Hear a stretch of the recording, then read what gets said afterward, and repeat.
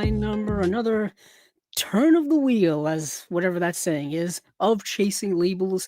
I am your host, Andrew Cabral, and welcome back for all of you who have been here before. But for those of you who have not been here before, this is the podcast, the YouTube channel, the place where we talk about boutique label releases for many movies from several different companies that you probably have heard of before. Uh, and we talk about a certain period of time in which the announcements do occur. Pretty much the last 2 weeks or so, in between the previous episode and the current episode that you are now listening to or watching or whatever you're doing.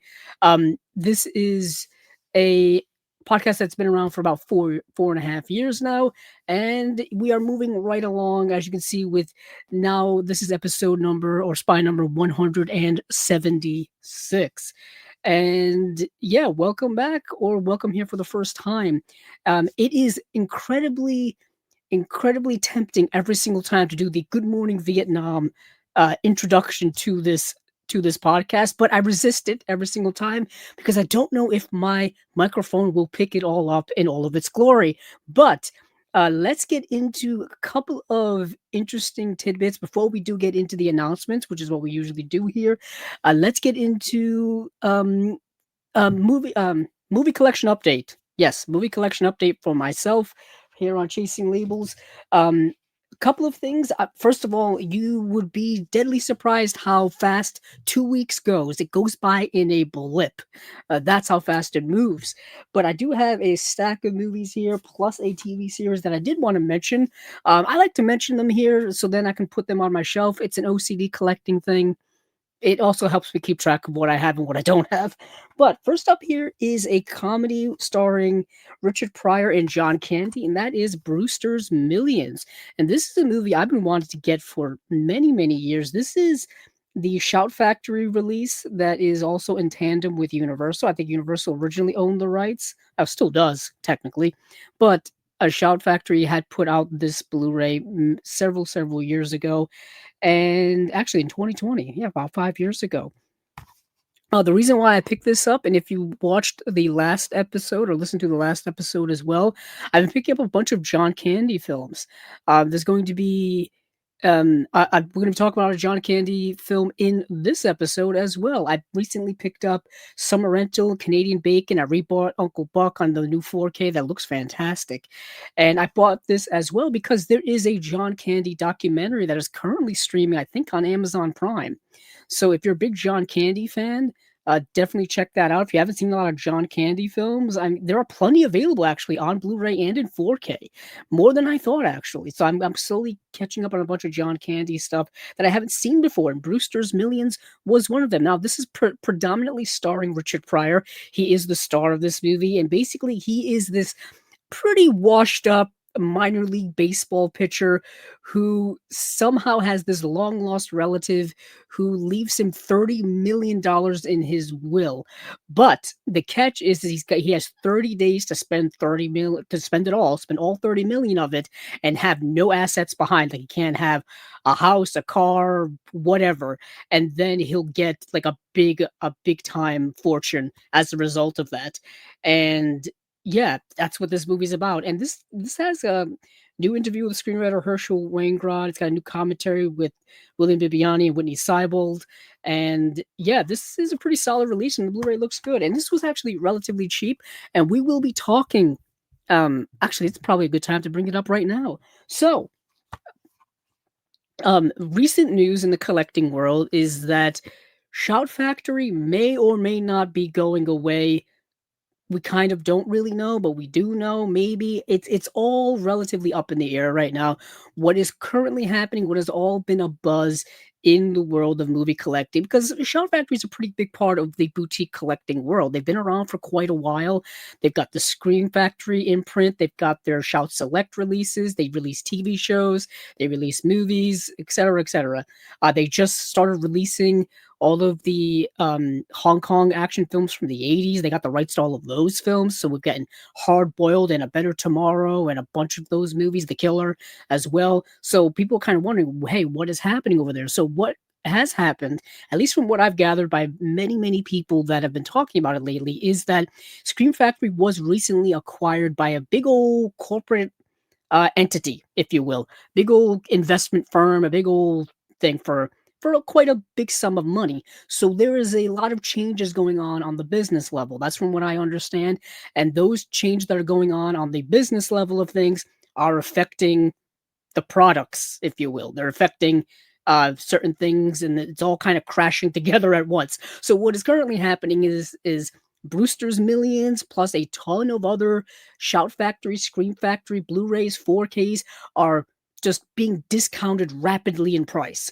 If you go check on Amazon right now, you'll find a bunch of them at cheaper prices than you've ever seen them before, which is very concerning because it leads us to believe that, hey, they're trying to sell all this stuff off so that, you know, because they're not going to be selling them anymore. So that's leading a lot of people to, of course, panic buy, a lot of people to worry, a lot of people to speculate, a lot of rumors to happen. So my kind of take on it all is kind of wait and see. We've seen these big business deals happen before with many other companies. We've seen it happen with Warner Brothers twice already. Warner Brothers has been uh, acquired and sold uh, two times since I've been doing podcasting, and people are afraid that if Warner Brothers gets sold again, which it currently may be, that Warner Archive will be affected by that, as well as their other physical media put out, if you will, their other releases and whatnot. So for Shout Factory right now, I guess my advice would also be take advantage of the cheap prices while you can. Um, who knows if this company will go away in due time?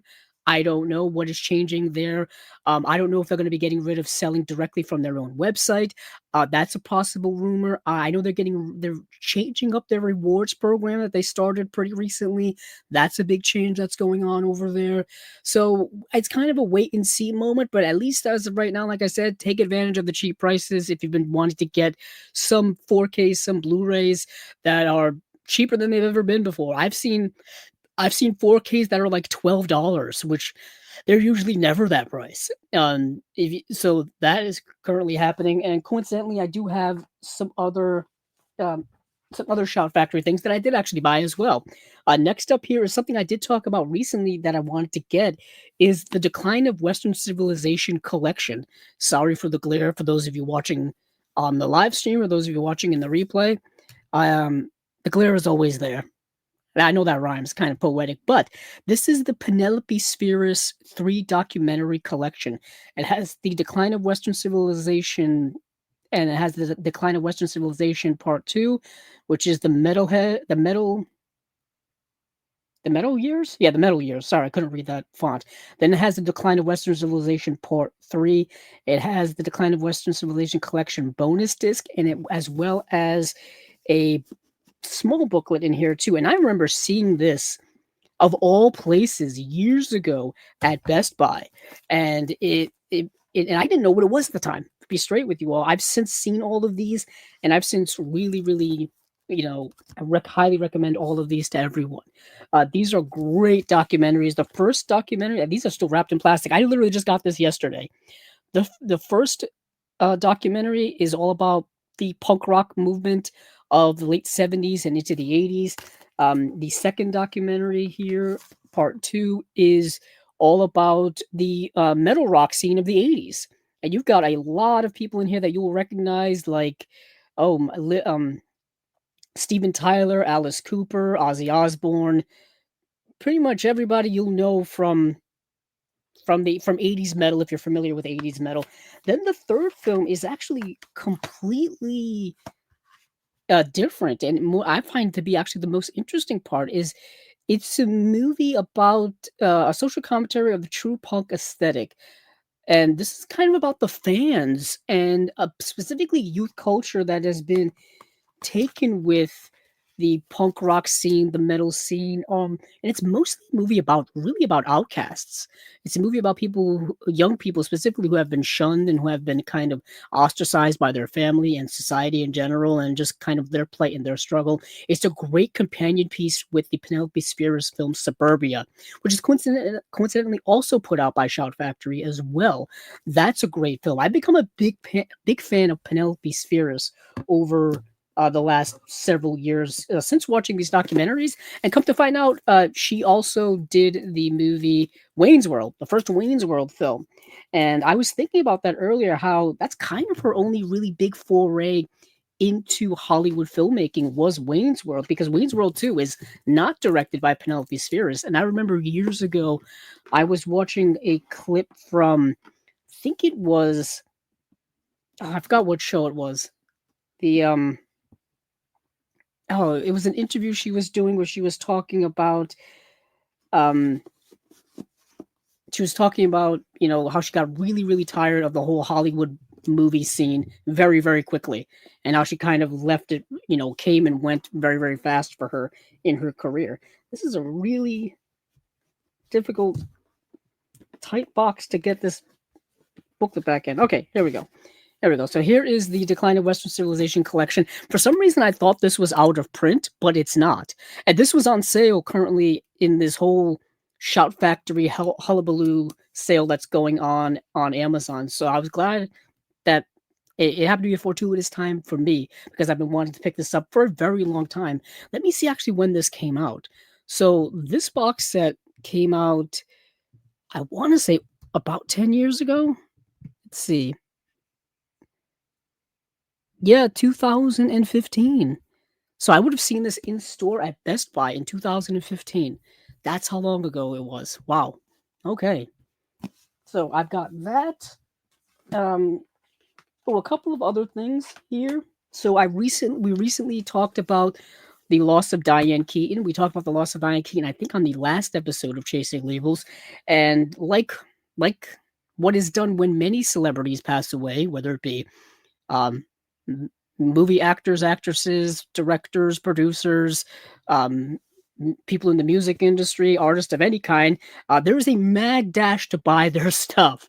And I fall victim to it every single time. So I picked up Looking for Mr. Goodbar, the 4K UHD release from Vinegar Syndrome, which is which actually was currently available, but I think it's sold out by now. Let me actually go check on the Vinegar Syndrome website. This, I think, I when I bought this, there was like 100 copies left, and this was obviously a little while ago. Let me see. So, Looking for Mr. Goodbar, and this is one of their more recent releases. Yep, it's the only standard editions left. Okay, so only standard editions left on their website. Either way, you have to go, of course, to eBay, Orbit DVD, Diabolic. Check out those retailers if they have them.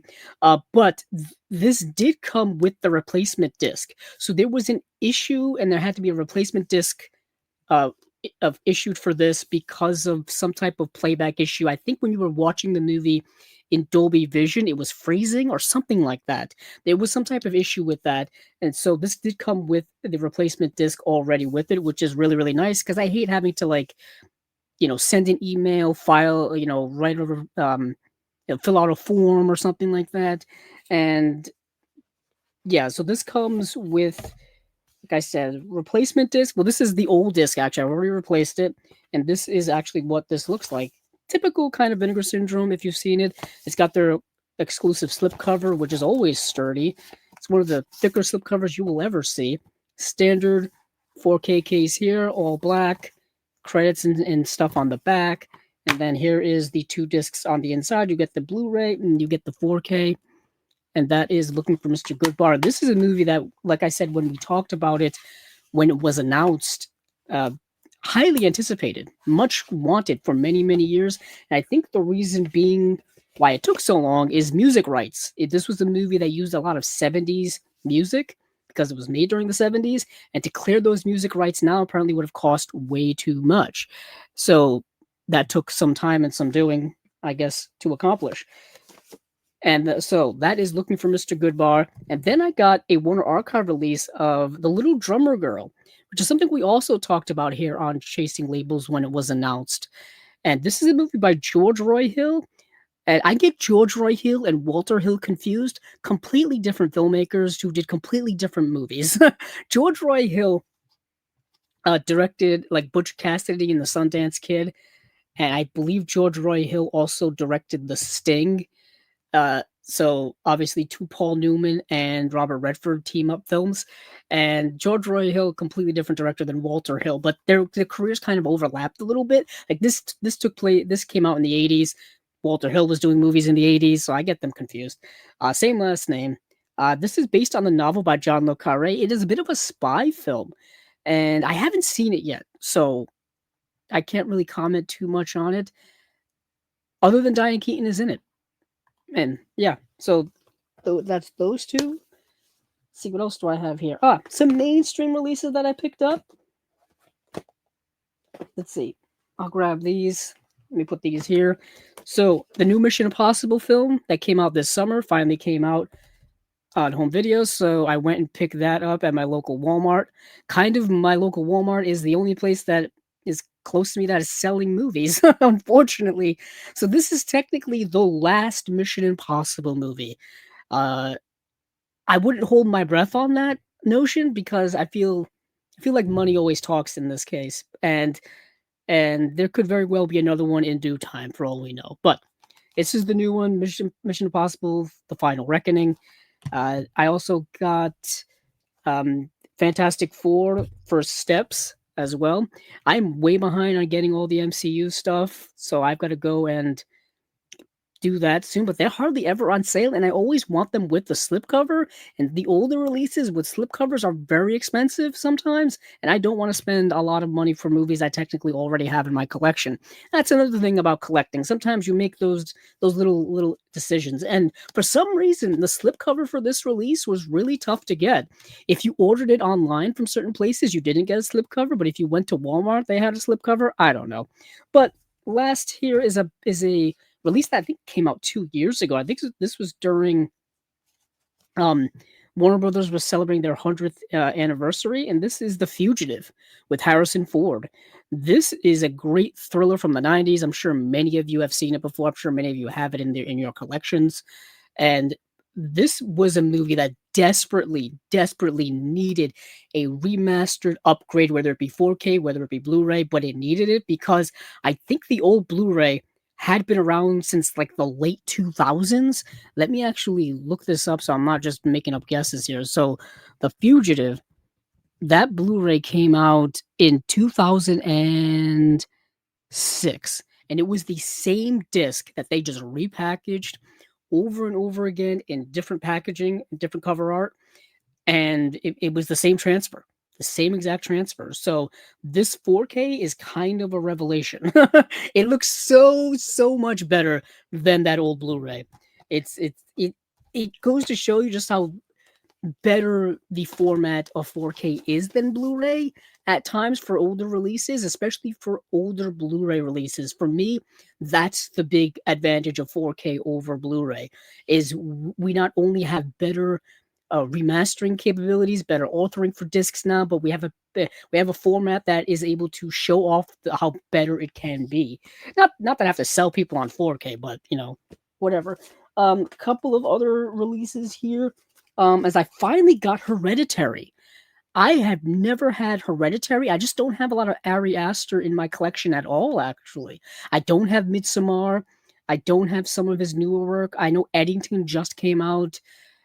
I have to get that. I have to get the movie that he did. Beau is Afraid. I don't have Beau is Afraid, so I went and got Hereditary. Figured I'd start at the beginning. Why not? So I got this on eBay, and then I also actually no, this wasn't eBay. I bought this on a Whatnot auction. So on the Whatnot app, people do live auctions, and I was able to snag that. Then I got the remake of Candyman, the film by Nia DaCosta. This was a movie that had such great marketing when it came out. It was a screenplay by Jordan Peele. I think Jordan Peele was a producer on it as well.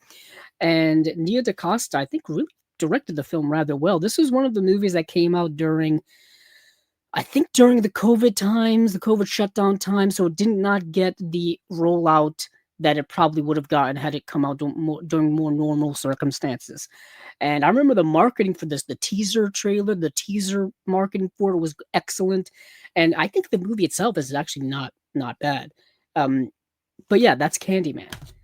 And then I think last but certainly not least is a big release that I've been wanting to get all year.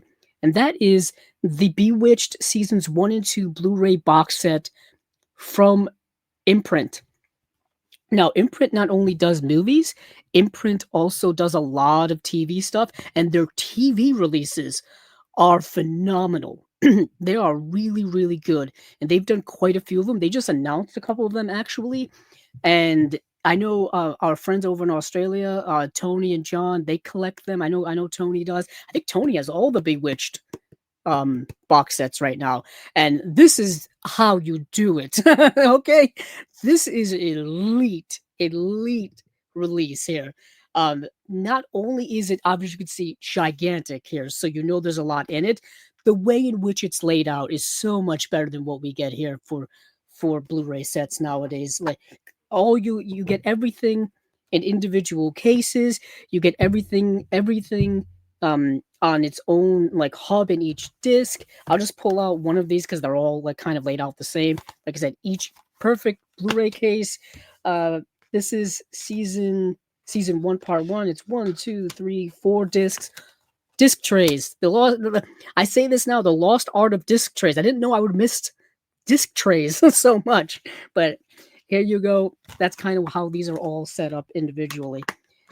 This also comes with a hardcover book as well, a nice hardcover book.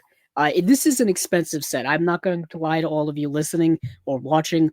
There is a reason why this will cost you a pretty penny, because it is a rather deluxe set. Also, lovely hard box. You know, it's pretty solid here. I still have to track down and get. They have the whole series actually out right now. They've got a season 3 and 4 box set. They've got a season 4, 5 and 6, and then 7 and 8.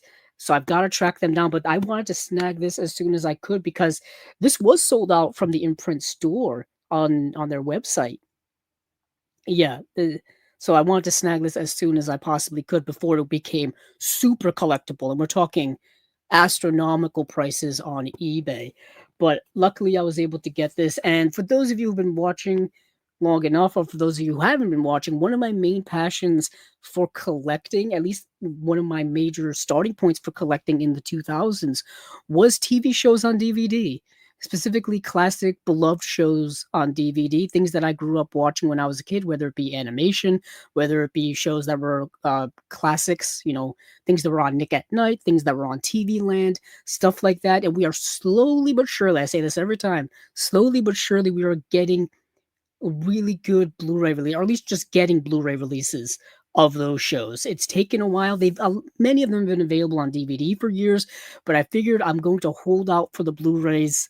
Hopefully, we will get them. I just got showed off last time the complete series of I Love Lucy. Now I'm going to try to get the rest of Bewitched. I Dream of Jeannie is another one from Imprint that I want to get my hands on. I would have loved had they done I Love Lucy, because the I Love Lucy set has certain issues that kind of really bother me, but for the price I paid for it, that kind of washes away a little bit. But that's I Dream of Jeannie. I can now put that away. And now we can get into what we're all getting into here as for those of you tuning in. So let me prepare pretty quickly now that I've gotten all of that out of the way. Let me set up here. Okay, so some comments here before we go. Acres of Movies says, hi, thanks for the program. You're welcome, Acres of Movies. Glad to see you once again. Excited for Great Outdoors. Any new features? We will talk about it. But unfortunately, all they did was announce the Great Outdoors, that it's coming, and they didn't give us a date. They didn't give us special features or anything like that. So all it was an announcement. Is Chain Reaction the Keanu one? No, Chain Reactions is a documentary. We'll get to it when we get to Umbrella, I think it was. Yeah, when we get to Umbrella. Chain Reactions is a documentary about the Texas Chainsaw Massacre, and it's told in segments where there are certain individuals talking about it, how it's influenced them, and talking about their thoughts on it. It's Patton Oswalt, Stephen King, Takashi Miike, Karen Kusama, and there's one more else in there. We'll get to it when we get to it, yeah. But let's see. I I don't know if they're going to do. Anchors of Movies asks if there's going to be a Bruce Willis biopic. Maybe one day. Maybe one day there will be. I've obviously, many of you are well aware of his health now not being so great and whatnot. So who knows what his family will do later down the line when it comes to anything like that. Um, let's see, go-to stunt show for Matrix or Everything Everywhere All at Once. I think you have to go to the Matrix because the Matrix really put stunts on the map in a new way that we hadn't quite seen before with its wire work and all of that stuff. Coincidentally, the stunt people or the stunt coordinator for that went on to direct movies. Ironically so. So let's get into what we talk about here. Let me take a gander at my notes. And we will be talking about Criterion later on. We will be talking about Kino. We may actually start with Kino. You know what? I think that's what we will do. So hold on. So let's start off with Kino actually, because it's the first tab I have up here. And there's actually not much Kino to talk about, so hopefully we'll be able to get through it. And a couple of things on here with things we've already announced before, we've just gotten more details from it. So first up here is the movie Walking Tall. Now this is not the original with Joe Don Baker. This is the remake with The Rock, Dwayne Johnson from 2004. Now I remember seeing this movie in 2004 in the theater. I was 16. No, I was 17 probably when this movie came out. And I remember going to the movies with my dad to see this movie. I had no idea there was an original, that this was a remake. This was at the time where The Rock was really making his transition from wrestling to movies. He had done Scorpion King by this point. He had done The Rundown, I think 2003. And then I think this was when he was doing Walking Tall. And then after this, he would do a couple of other movies, and obviously he's still working today. But he would do a couple other movies, go back to wrestling, do more movies, go back to wrestling. It's kind of what he's doing now, actually. But anywho, this was an early movie from The Rock from 2004. Um, let's see. Let me read. Where are you? There. I lost my tab. There it is.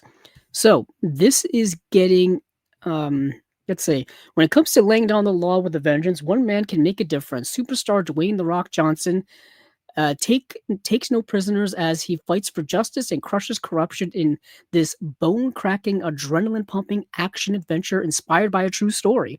Okay, so recently the true story took a bit of a twist. Took a bit of a twist. I will get into that. So when decorated officer Chris Vaughn, Dwayne Johnson, returns to his hometown in the state of Washington to find work, he finds that the lumber mill has closed and the town's big business is now a crime-ridden casino run by one of his old schoolmates. Aided by his loyal friend, who's portrayed by Johnny Knoxville, and armed with a 2x4, Vaughn decides to take matters into his own hands and clean up the town's corruption in this action movie lovers feast. So it's one of those where like vigilante justice. Well, it's not quite vigilante because I think he ends up becoming the sheriff or something or a lawman, and he ends up trying to clean up the town that way. But he's got to do it through dirty means now and whatnot. If I remember correctly, he has got to combat dirty corruption with dirty tactics. It's a fun movie. I honestly haven't seen it in 20 years, so I couldn't say if it's good or not. I will say though, The Smashing Machine, which is The Rock's newest film, directed by Benny Safdie, I thought was rather good. Actually, I think it's the best performance we've ever seen from The Rock in any movie. It's also rather different than what we're used to seeing from him, which I thought was really great. I think his performance, and I think the performances overall in the movie are better than the actual movie itself. It's one of those for me. So if you haven't seen The Smashing Machine yet, the Benny Safdie film with The Rock, check it out if you haven't. So let's see what we have here for special features. We've got brand new HDR Dolby Vision Master from 4K scan with 35mm original camera negative. New audio commentary by film journalist Brandon Stroznik. Audio commentary by Dwayne The Rock Johnson himself. Audio commentary by director Kevin Bray. The DP Glenn McPherson and editor Robert Iveson. And then the second disc, which is the Blu-ray, has all of that plus Fight the Good Fight featurette, deleted scenes, alternate ending, gag reel, and then theatrical trailer. And the reason why I said like based on a true story and things have changed recently, because I think the true story of it all has changed dramatically recently. I would have to look it up, but do so on your own. Do so on your own.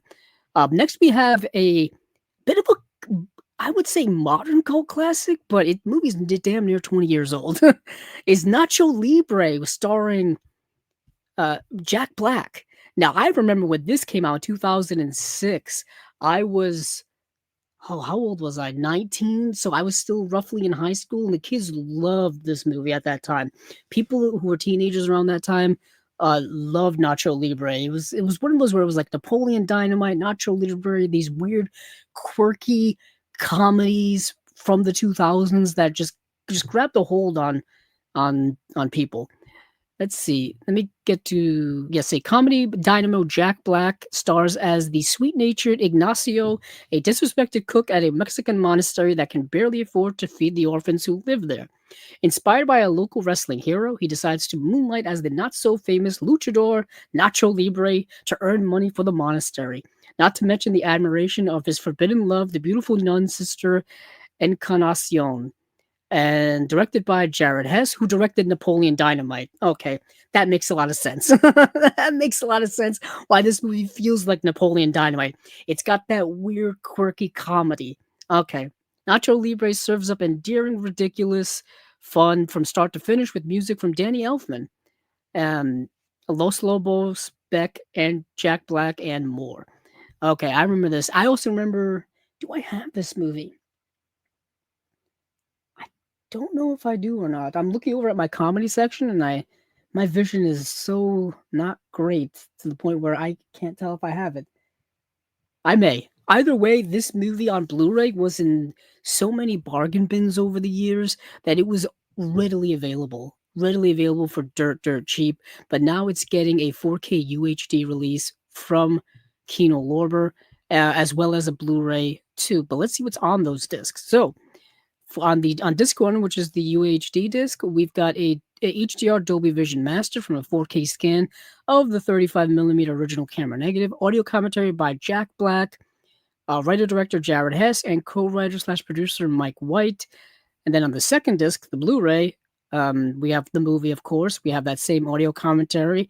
Then we have Enter Sister Encarnacion, new interview with actress Ana de la Reguera, Detrás de la Cámara featurette that is 30 minutes long. Wow. Jack Black Unmasked featurette, Exterior Hacienda Night featurette, Interior Lucha Libre Ring Night featurette, Lucha Libre featurette, Hensho on Mexico featurette, Movie Phone Unscripted with Jack Black and Hector Jimenez featurette, Jack sings behind the scenes La Canción de Ramses, La Canción de Encarnacion, 3 deleted scenes, 3 promo spots, theatrical trailer, 5.1 surround and lossless 2.0 audio. So I'm guessing the same audio that was from before, but that makes sense. Okay, that is Nacho Libre. Now this is coming out December 9th. I forgot to say when Walking Tall is coming out. Also December 9th. Okay, so these will be like December releases for Kino. That makes a lot of sense. Let's see, Kino was running a sale recently, which they promoted the heck out of on their Facebook page. Let's see. So Dan Curtis's Gothic Tales is coming out December 9th. We've talked about that like too much. But this is what I wanted to talk about now. And we talked about this recently because this was recently announced a couple of weeks ago. And we talked about it briefly here on Chasing Labels because at that time, they had only announced that, hey, it's coming. But now we know definitively when it is coming. So on December 16th on 4K UHD, we will be getting the Pink Panther films, the one starring Peter Sellers, on individual 4K UHD releases. So, and each disc will be coming with special features, and I do have the special feature list here somewhere if I can find it. Yeah, here it is. So, upcoming 4K Blu-ray releases of classic Pink Panther films detailed. Now, for those of you keeping track at home, and for those of you who are big fans of these movies like I am, I've had them on DVD, I've had them on Blu-ray. About 5 years ago, I did a Blu-ray review of this release from Shout Factory. This is now obviously out of print since Kino has the rights to the movies. The Kino is also releasing them on Blu-ray as well as 4K UHD. So whatever format works for you, you can get these releases. But this is now out of print, and I've um, had this for years. Like I said, I did a review here on the channel about 5 years ago. I still have my Pink Panther stuffed animal here that I use as a prop during that review. I still have him around, and I've had this since I was a little kid. I can't even remember where I got this from. Um, but anywho, I had this in a closet, brought him out. I've had him standing up around here since then, and I just grabbed him for the just to use as a prop once again because this is my current Pink Panther movie setup now. So this release here has a movie that the Kino release does not have. So the Kino release does not have Trail of the Pink Panther, at least from what I've seen. So it's got all of them except for Trail of the Pink Panther. Now, that's not a huge loss because Trail of the Pink Panther is not really a movie. It is and it isn't. So what the Trail of the Pink Panther is it's more of a tribute to Peter Sellers and the character of Inspector Clouseau, utilizing previous scenes from other movies and utilizing deleted scenes from other movies in the series, and then putting them together and creating kind of a narrative around it. This idea that Inspector Clouseau goes missing, and then they just use like clips, like I said, clips from deleted scenes, clips from the other movies, and they put them together. From what I also understood is that at the time, Peter Sellers' family was not too happy that they did that. So I think that led to some type of legal dispute. So hence why probably Trail of the Pink Panther is not included here. But what is included is all of the movies that you really, really want to see. This has the Pink Panther. It's got A Shot in the Dark. It has Pink Panther Strikes Again, Revenge of the Pink Panther, Revenge of the Pink Panther. No, it should have. Well, hold on. Because there's one missing. There's another one missing.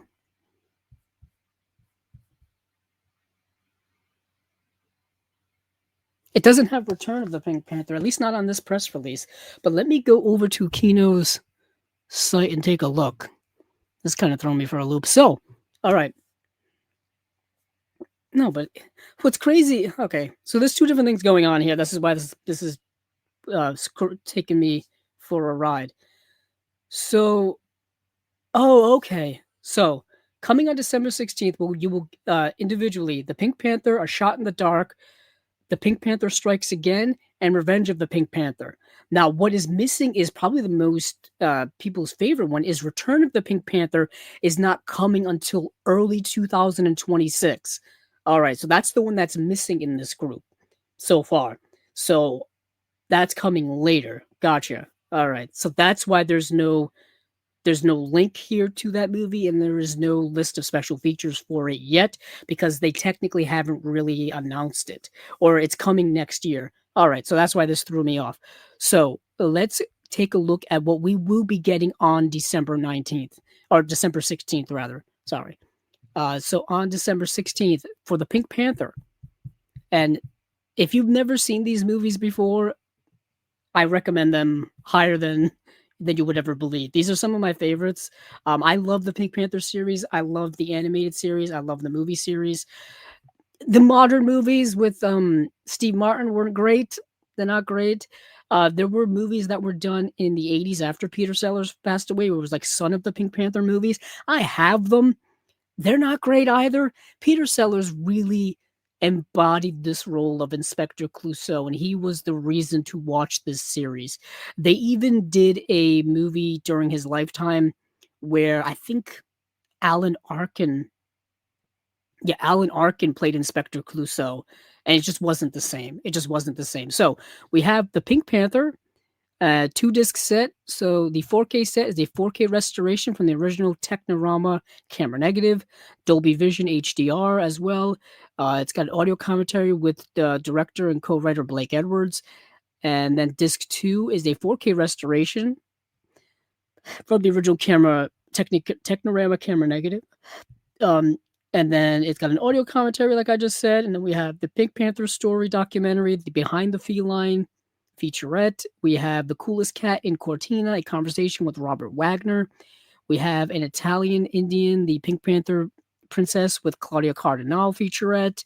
We've got Diamonds Beyond the Sparkle featurette. We've got The Tiptoe Life of a Cat Burglar, a conversation with former jewel thief Bill Mason featurette.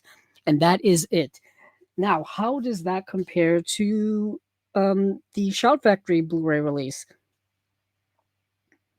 It has all of the same special features. It has all of the features that are on here. And maybe even more, actually, because it doesn't look like it has the an Italian Indian, the prince with Claudia Cardinal, but it has everything else. All right, so then we go with the sequel, which is A Shot in the Dark from 1964, and let's see, 4K restoration of the original camera negative, Dolby Vision HDR, audio commentary with Jason Simos of the Peter Sellers Appreciation Society. The Blu-ray, of course, has the movie with the 4K restoration. It's got the same audio commentary. Back to the Star origin of the Pink Panther with Walter Mirisch, Blake Edwards and Julie Andrews on the Dick Cavett Show. And that's it. But that is more than the Shout Factory release has, because the Shout Factory release has nothing. I'll be honest, outside of the first movie and the fourth movie, there's nothing else in the way of special features. Hold on. So, Return of the Pink Panther, which is not coming out in December, that's coming out next year. So I don't have any special features for that. And then for Revenge of the Pink Panther, or let's see, the Pink Panther Strikes Again, there is a new 4K restoration from the original camera negative, Dolby Vision HDR presentation of the film, audio commentary with Jason Simos of the Peter Sellers Appreciation Society, and then the Blu-ray disc has the movie with the restoration. It's got the commentary. Then it has Panther Musings: A Life in Films with Leslie Ann Down, a cut above editing the Pink Panther films with Alan Jones featurette, Clouseau, the greatest fumbler in the world featurette, and then theatrical trailers, TV spots, radio spots, etc. So the old Shout Factory release doesn't have.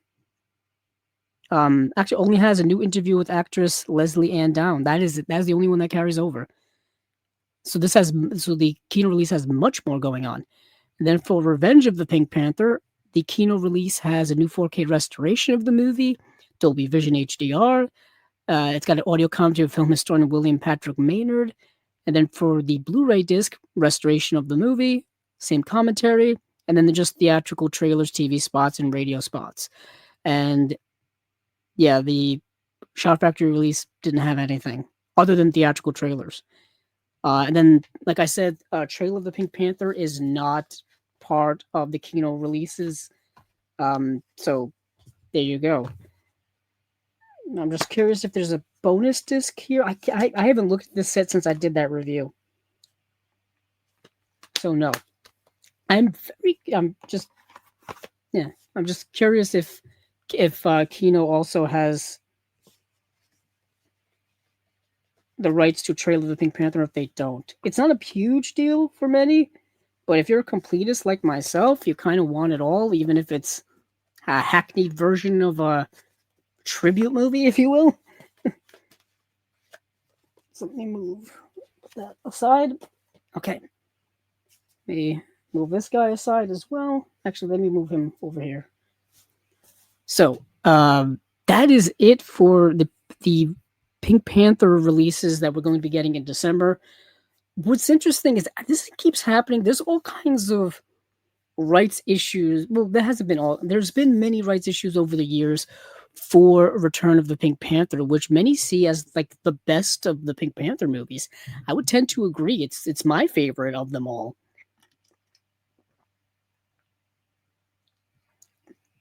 I think because it was produced by a different company, therefore the rights to it are owned by other people, and it was the same issue with the DVD sets. With the DVD sets, I remember is you could buy a DVD set and you had to buy Return of the Pink Panther separately. That's how I owned it. And yeah, it was a whole thing to do with that. You can look all that stuff up. I used to know it by heart, but as time goes on, you forget these things. But let's see. So that is it for the Pink Panther. Super excited about those. I will be getting those. No, no shadow of a doubt. I will not be getting them, and be upgrading my Shout Factory movies. Plus, also with the extra features that you're going to be getting too, definitely worth it. So those were beloved movies from my childhood. Perhaps these will be beloved movies from your childhood as well. And these movies are Babe from 1995, and then its sequel, Babe Pig in the City. Now, you can buy them individually on Blu ray or 4K, or you can buy them together in a double feature. Uh, take your pick. Take your pick. So let's see what is coming with the Babe 4K. So let's see. It's a 2 disc release. Disc one is brand new HDR Dolby Vision Master from a 4K scan of the 35mm original camera negative. New audio commentary by film historian slash writer Julie Kurgo and writer filmmaker Peter Hankoff. And then there's an archival audio commentary by writer director George Miller. Yes, the George Miller, Mad Max franchise George Miller, directed Babe. Uh, that's and he also directed Happy Feet, I think. Anywho, so the second disc is you get the movie with the new master, you get the new audio commentary, you get the old audio commentary, then you get some new features here. That'll Do Pig in new interview with actor James Cromwell, Making Pigs Talk, new interview with George Miller. That's awesome. The Making of Babe, which is an archival featurette, George Miller on Babe, which is an archival featurette, and that is it. So Babe has been out on disc for years. I'm pretty sure it's in many of your collections already. I think Universal had put this out on Blu-ray back in 2011, and I think that's about it in terms of releases. I don't think they've done. Yeah, they haven't done. They've done repackages over the years for like the 100th anniversary release, the 100th anniversary of Universal. I mean, and things like that. But it looks like this will be celebrating the 30th anniversary of Babe. Yeah, 1995 it was 30 years ago. Wow. All right then. Let's see what Babe Pig in the City is looking like as well. So let's see from 1998. See, these are both coming out on December 16th as well, it looks like.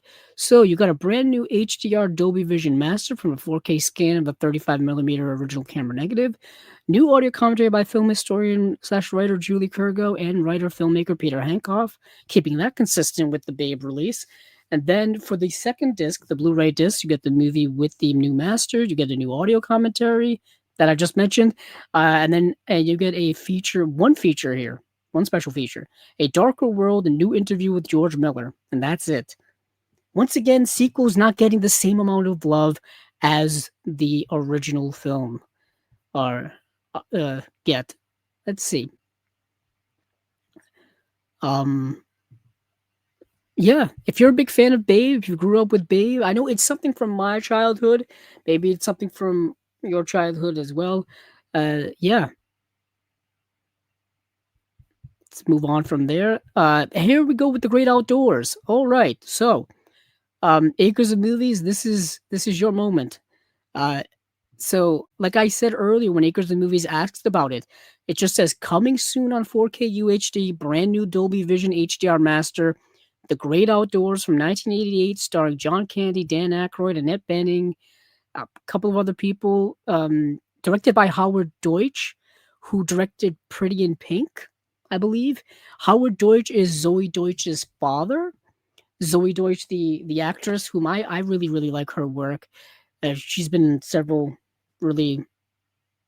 She's been in several good movies. I remember her.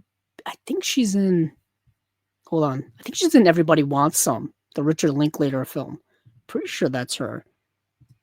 It's been a few years since I've seen that movie. She's also the daughter of Leah Thompson. But yes, Zoe Deutsch. She was. Oh heck, she's in Nouvelle Vague. She plays Jean Seberg in Nouvelle Vague, which is the one of the newest Richard Linklater films. So there's two Richard Linklater films that are coming out this year. One is Blue Moon, and the other one is Nouvelle Vague. Blue Moon, I know is right now in limited theaters. I think it's in limited theaters right now. But Zoe Deutsch was also in Juror Number Two, which is Clint Eastwood's film from last year, which should have gotten much bigger release than it did. She was in Zombieland Double Tap. She was in the movie Buffalo, which is an interesting indie film that people should check out if you haven't checked it out already. She was also in Before I Fall. She was she was in Everybody Wants Some. Yes, she was in Everybody Wants Some, the Richard Linklater film. Yeah. Anywho, I'm a big fan of her work. So let's see what we have here. I want to say The Great Outdoors. Like I said, they didn't announce any details on it. Now, The Great Outdoors, I do remember, has a Blu-ray release already from years ago from Universal. I know because I've almost bought it several times because it's dirt cheap. By dirt cheap, it's like an $8 to $10 Blu-ray. And I was actually just going to buy it because, like I said, I'm trying to buy a bunch of John Candy films because I don't have a lot of John Candy in my collection. And I had it in my Amazon cart and they announced this, and I'm like, oh, guess I'm deleting that from there. So I'll just wait for the 4K release that's coming out. And I'm kind of super glad that this is getting a 4K release because I know that the Blu-ray release from 2016 did not look very good at the time. That's Universal for you. With some of their catalog titles, they go full tilt boogie and they give you gorgeous, gorgeous Blu-ray releases. And sometimes they just didn't give a damn, and they just gave you kind of average to below average, sometimes really bad looking Blu-rays. And so The Great Outdoors doesn't look very good. It was probably from an old master at the time. So the fact that it's getting a remaster and all that stuff is really, really good. And it had no special features. The original release had no special features at all. So hopefully we get something. I know Howard Deutsch is still making movies, I think. Let me see. See. So I want to see, I mean, they could get an interview with him, get a commentary with him, or something like that. I know obviously Dan Aykroyd is still with us. John Candy, of course, passed away back in 1994. But yeah, Howard Deutsch is still, he's still with us.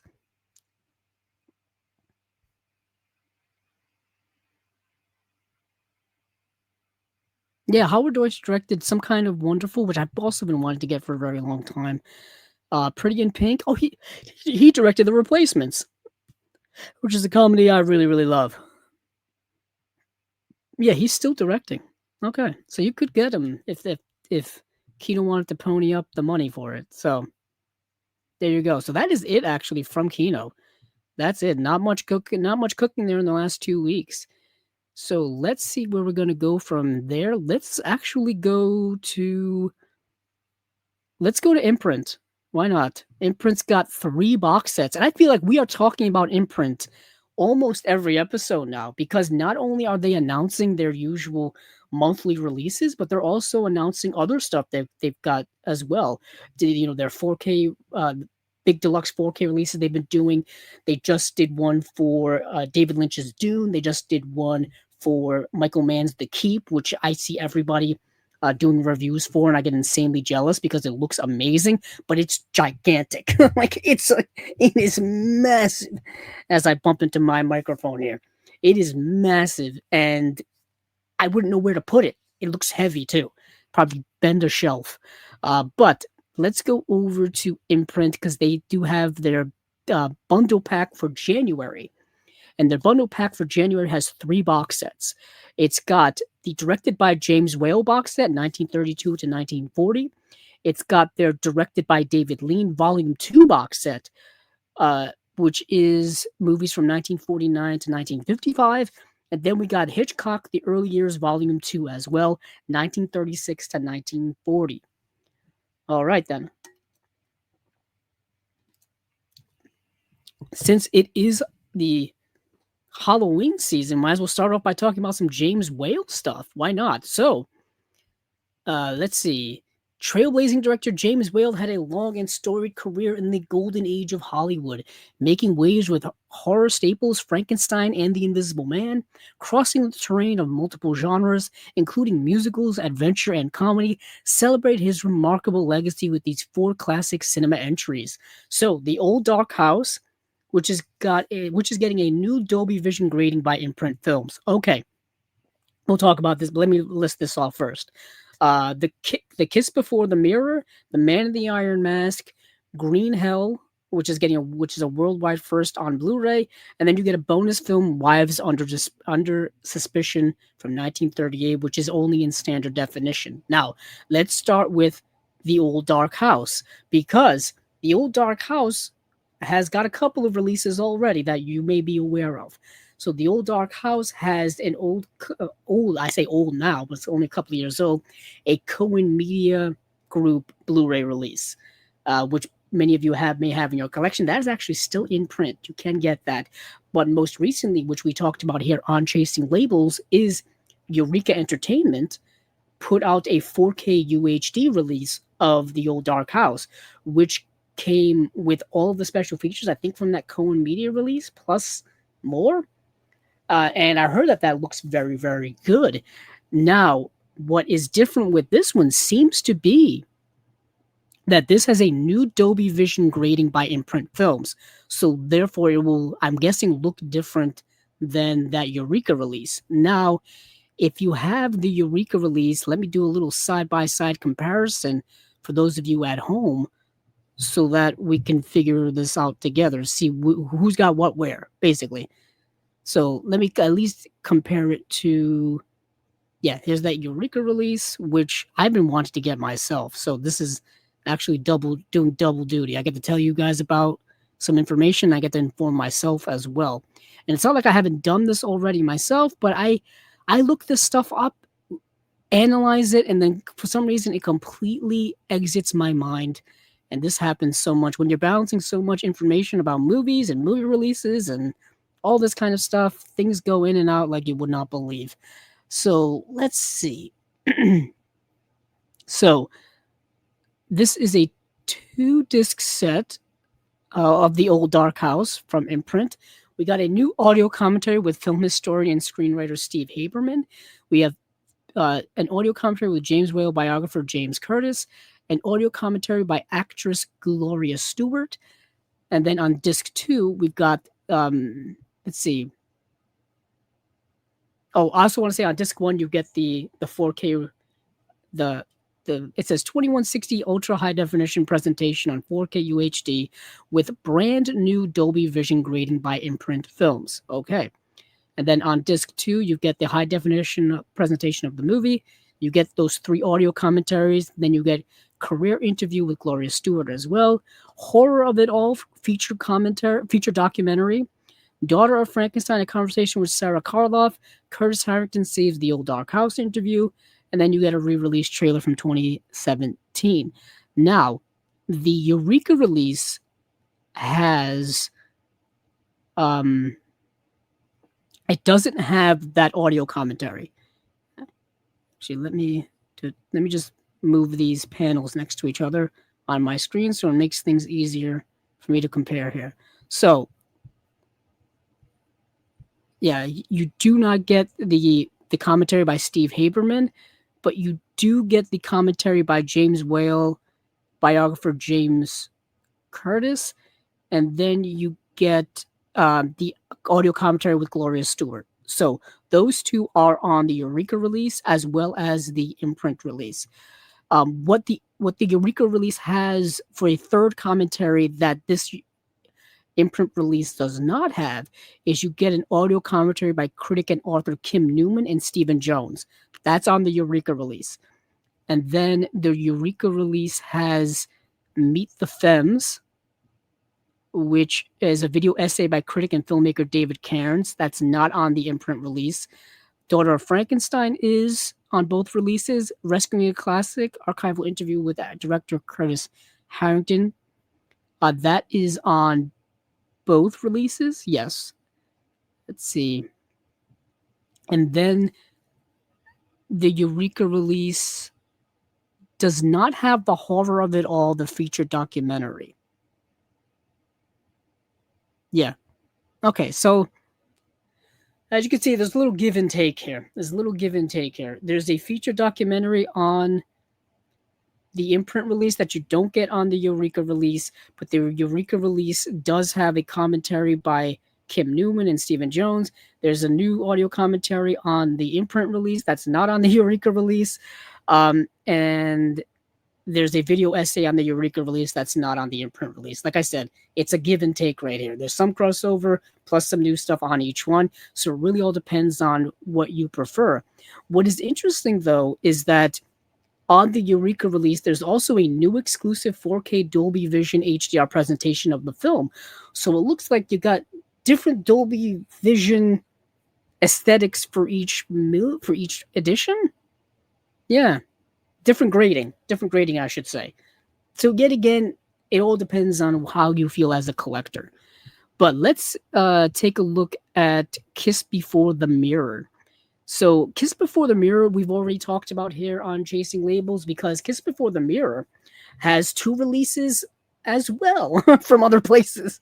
It has a Blu-ray release from Kino, and it has a Blu-ray release from Indicator.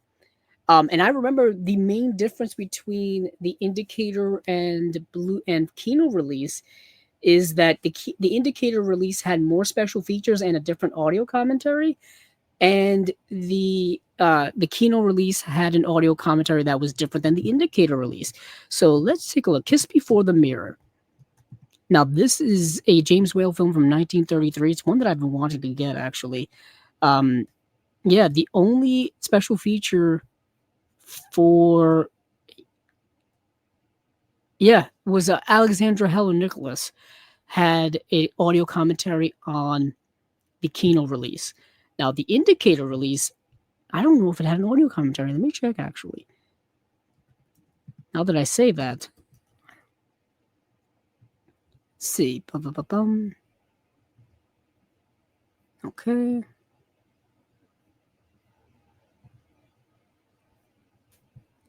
Okay, so Kiss Before the Mirror had an audio commentary with film historian Nora Fior, which was new in 2023. And it had a video essay. It had a War Department documentary short. So it had more stuff. It had more. The Indicator release had more stuff. But of course, the Indicator release is Region B blocked, and the Kino release is Region A. But now let's go over to what this imprint release has.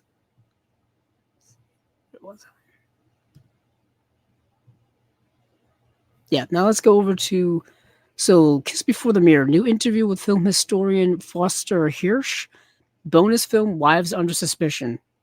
That's it. Okay, so you get no audio commentary of any kind for this version of this movie, but you do get a new interview, and you get a bonus film. Okay, so yeah, interesting.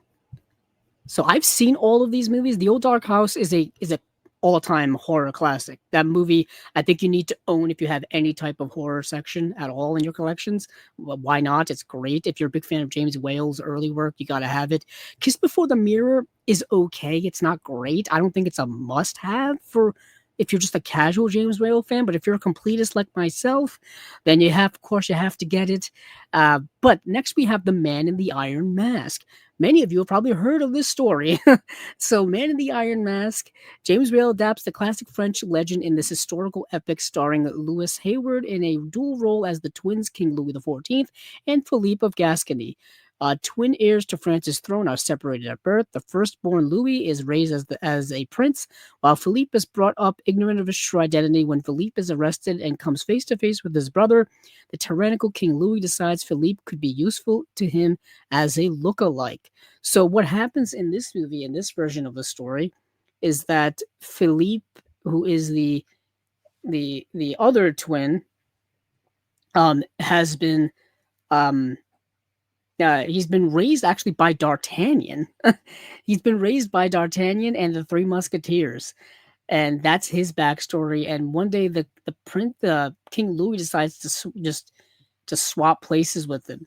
And what happens is that Philippe is so much nicer and so much better as a king and as a person and all that stuff that people start preferring him than the original. So he switches back and it creates all kinds of stuff, and he wants to send him away and puts him in the Iron Mask, and all kinds of stuff ensues. It's one of those fun adventure movies from that time, taking, of course, inspiration from the classic story, which was, I think, written by Dumas. Pretty sure it's by Dumas. I know Dumas wrote The Three Musketeers, but I'm pretty sure he wrote this as well. And what's interesting is historically there was perhaps really a man in the Iron Mask, or there was a man who was um locked away for so many years until his death. There's a whole story about it. Go. It's fascinating to me, who's a big history buff and all this kind of stuff. Go look up all that stuff yourself and just have a good old fun time. It leads to so many myths and stories and historical speculation and all kinds of investigations and whatnot. It's really great. It's cool, like old History Channel type of stuff, not their newest stuff, but for what this movie has in terms of special features, all you have is a new audio commentary by film historian Daniel Kramer and David Del Val. And I say only, but that's a very nice special feature. Two really good people who know what they're doing when it comes to these things. And then we got kind of the worst movie in this set, and it's probably the worst James Whale film that I've seen, is Green Hell. And from 1940. It's a worldwide first on Blu-ray. Douglas Fairbanks Jr., Joan Bennett, and Vincent Price head deep into the jungle in this thrilling adventure from director James Whale. Now, if you look up like why is this movie not liked at all by people, or not liked a lot by people, apparently Vincent Price and Joan Bennett hated this movie. And I think Vincent Price said this is like the worst movie he worked on in his career. So, in the jungle of the Amazon, a group of Western adventurers and two local native guides try to locate a lost treasure buried deep in an ancient Incan city. Yes. Let's see. For special features, we've got 1080p high definition presentation on Blu-ray from a new 2025 restoration from a 4K scan. At least it's going to look nice. A new video essay by film historian / author Stuart Galbraith IV. A new interview with author Foster Hirsch. Trailers from Hell, Green Hell, featuring filmmaker John Landis. And then that is it. That is it. Yeah. Like I said, it's kind of the worst James Whale film that I've ever seen. I don't think it's as bad as its reputation, but I also don't think it's very, very good, and which is a shame considering the talent that is in the movie that is on screen. I love Vincent Price. He's one of my favorites of all time. So I had to see the movie kind of just for his sake and for Chasing Label's sake as well. Let's see what we got here in terms of other imprint releases. Let's move over to the next director box set, and this is David Lean, another one of my favorites. Now, this is continuing right off from the Volume 1 box set, which was really, really good. And this second box set has its good movies as well. Different type of David Lean films. If you're used to David Lean epics, if you're used to Lawrence of Arabia, Dr. Zhivago, and movies like that, these are not quite those movies. These are his British films from early on in his career. So they're much more low key, but they're also pretty tight and pretty focused. And some of them are rather good, actually. I know the first box set had a bunch of his collaborations with Noel Coward, which is very well known. So this has, let's see, let me just read this. David Lean is a name synonymous with sweeping epics. The Academy Award-winning director behind *The Bridge on the River Kwai* and *Lawrence of Arabia* was also known for the intimate drama and comedy for his masterful ability to capture human emotion against sweeping backdrops. Our second David Lean collection brings together five of his finest post-war films, each accompanied by a brand new archival special features. The Passionate Friends from 1949, Madeline, which is getting its worldwide first on Blu-ray from 1950, The Sound Barrier, Hobson's Choice, and Summertime. Now, Hobson's Choice and Summertime may sound familiar to many of you because they both have Blu-rays from Criterion. And I've seen both of them, actually. I'd seen both of them before I'd watched this. Actually, I have Summertime. Summertime with Katharine Hepburn. That's why I have it. I'm trying to get all of the Katharine Hepburn films. So I had to have Summertime. And it took forever for Summertime to get a Blu-ray release. I don't know why it took so long. All it had was an old DVD for so many years. Like, I think it took damn near 20 years to get a Blu-ray release of Summertime with Katharine Hepburn. But let's go over this. So, The Passionate Friends. Ann Todd, Claude Rains, and Trevor Howard star in this love triangle drama based on the novel of the same name by H.G. Wells. The accidental meeting of two one-time passionate friends nearly causes the total disruption of a marriage until the husband realizes the truth. So, what you've got here is a love triangle going on. Well, yeah, I would say love triangle with a lot of friction. You've got this mad, passionate romance between Ann Todd and Trevor Howard, and you've got this older husband in Claude Rains, who is, obviously different than Trevor Howard. And you've got Ann Todd, who's kind of caught in the middle between both of these men. And the movie is, of course, incredibly melodramatic, and it's told in a framing device as well. I think because you're looking back at at how all of these events transpired and how they affect the modern, or at least modern, time of the story. And it's very good, very well acted. I love Claude Rains. I've been a big Claude Rains fan ever since I saw Casablanca many years ago. I've always loved Claude Rains. I think he's one of the most underrated actors of his time, in my opinion. And he showed up in a lot of movies. He's in The Wolfman, the Universal monster movie. I think he's excellent in that film. Just a great actor, Claude Rains was. But let's see what's on this release here. So you got a new audio commentary by Alan Silver and Jim Ursini, authors of David Lean and his films. You have a new feature here as well, The Passionate Friends and Appreciation interview with Professor Melanie Williams, author of David Lean. New interview with first assistant editor Jim Popel. Wow, holy heck. This movie came out in 1949. To get somebody who was in part of the production from 1949 in 2025, and that's a new special feature, is kind of incredible. That you don't hear about that, unfortunately, now, because a lot of people have passed away from that era of movie making. But my goodness, way to go, Imprint, for getting that. So that is The Passionate Friends. So I think I'd give that a recommendation. Madeline. So David Lean continued his collaboration with his spouse at the time, Ann Todd. Yes, so Ann Todd and he were married, I think, until 1957. I believe so, 1957. And you've got the movie Madeline. They don't give a synopsis here for it, so I'm going to have to go over to see what IMDb says. IMDb doesn't have the best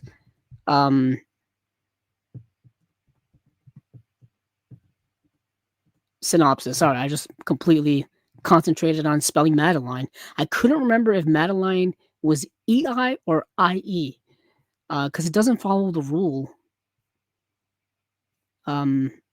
So Madeline's middle-class family cannot understand why she puts off marrying a respectable young man. They know nothing about her long-term affair with a Frenchman. Okay, yep, now it's coming back to me. Now I know it. So you have this young woman in Madeline. I think this is based on a play. And I think Ann Todd portrayed Madeline in the play version of this movie. So hence why she was, cast in as Madeline for the film. And the fact that, her and David Lean were married at the time does help, of course. And So this is based on a true story, actually. True story, I think from the mid to late 19th century, where this young woman, Madeline, is having a secret affair with this French man, Frenchman, and while she's also seeing suitors that her father is setting up for her. It's a male dominated society. It's 19th century, wealthy class. You understand these circumstances here. And what is happening is she's seeing him on the side. They have this kind of passionate romance that's going on, but but then she ends up finding that one of the suitors from her father she ends up liking a lot, and they end up becoming engaged to be married, and she trying to distance herself from the person she was having an affair with, and he will not let her go. Talk about toxic masculinity in the 19th century. Well, it exists to this day as well, and won't let her go, and things get complicated from there. I won't say what else happens because I would be giving away the whole movie, but either way, it's a fine movie. um there's a shift that happens during the movie in terms of where the plot goes. I'll just say that. I'll just say that. But let's see what we have here on the discs. On the disc. So, new audio commentary by Elaine Silver and Jim Orsini, authors of David Lean and his films. New Madeline and Appreciation interview with Professor Melanie Williams, author of David Lean. I feel like I just said that. New interview with actor Douglas Barr. New interview with actor Michael Medwin. New interview with first assistant editor Jim Popel again. All right. We get some more interview with people who are directly involved with the movie. Yet again, this movie came out in 1950. It's great to see that again. So next we have, I don't know what it is with this. I was saying, yeah. So next we've got The Sound Barrier. So, Take to the Skies with the Sound Barrier, sensational aviation drama starring Ralph Richardson and Todd, once again, John Justin and Nigel Patrick. John Ridgefield, pioneer airman and visionary, manufactures jet planes designed to fly faster than sound into a new world. But his daughter Susan, believing that human life is more important than human progress, condemns her father's aims and endeavors as senseless ambition.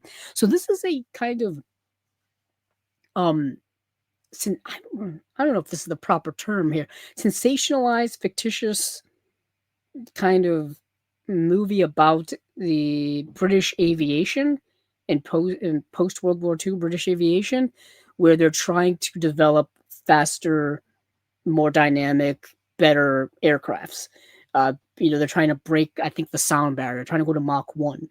And this movie is a kind of a melodrama set around that, where you've got this father and daughter, and I believe this daughter marries one of the aviation pilots, which of course keeps her within that world and that world of peril, because you've got these stunt pilots who are taking their lives in their hands by testing out this new technology.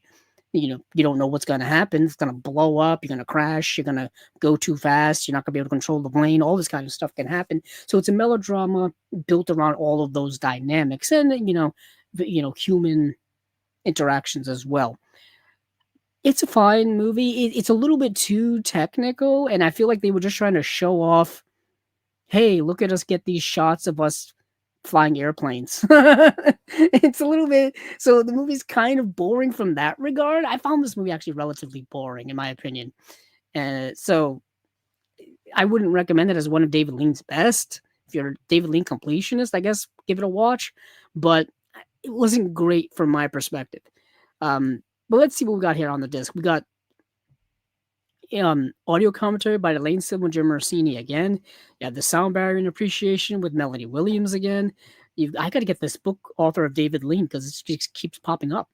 A new interview with scenic artist Peter Mullins. BFI interview with David Lean from 1959. Okay. Interview with journalist Jeffrey Wansell. And then that is it. All right. So and then now we have Hobson's Choice. Academy Award winner Charles Lawton is Henry Hobson in Hobson's Choice, the BAFTA-winning hit comedy based on the play of the same name by Harold Brighouse. Let's see. Harry Hobson, a prosperous provincial bookmaker and widower, has his home and business looked after by his three daughters. While he has allowed his two younger daughters to marry the to marry, the eldest Maggie must stay and care for him. But Maggie has other ideas and is determined to have her own way. Now, before I continue, I do want to bring up Criterion's version to get a little difference here in terms of special features. I figured why not? I have to be on the Criterion website anyways, because I will be talking about Criterion later on in this Chasing Labels spy number. Let's see, Hobson's Choice. I actually don't have Hobson's Choice in my collection. It may be something I pick up at a later date. I have a David Lean section, so I've got to get all of his movies eventually. So I may pick it up for that reason, and the fact that I love Charles Lawton. Charles Lawton is probably one of the best actors of all time. I don't say that lightly. So all right, I have Hobson's Choice up here for Criterion. So let's see. New Hobson's Choice and Appreciation interview with Professor Melanie Williams again. Interview with actress Prunella Scales. Interview with associate producer and co-writer Norman Spencer. And that is it. Now let's go over to the Criterion edition, which has an audio commentary featuring film scholars Elaine Silver and James Orsini. Hollywood greats Charles Lawton, a 1978 BBC documentary about the actor's life and career. And then that's it. All right. So vastly different. Very different. Yeah, you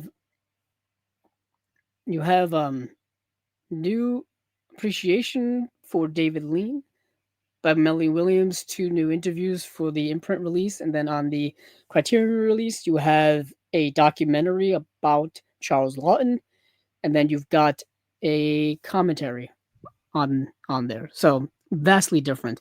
So it says 1080p high definition presentation on Blu-ray, and then for the Criterion, it says high definition transfer from a restoration by the BFI National Archive, funded by the David Lean Foundation and Studio Canal.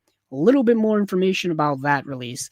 Now let me see when the Hobson's Choice Blu-ray came out, because that could factor into things a little bit.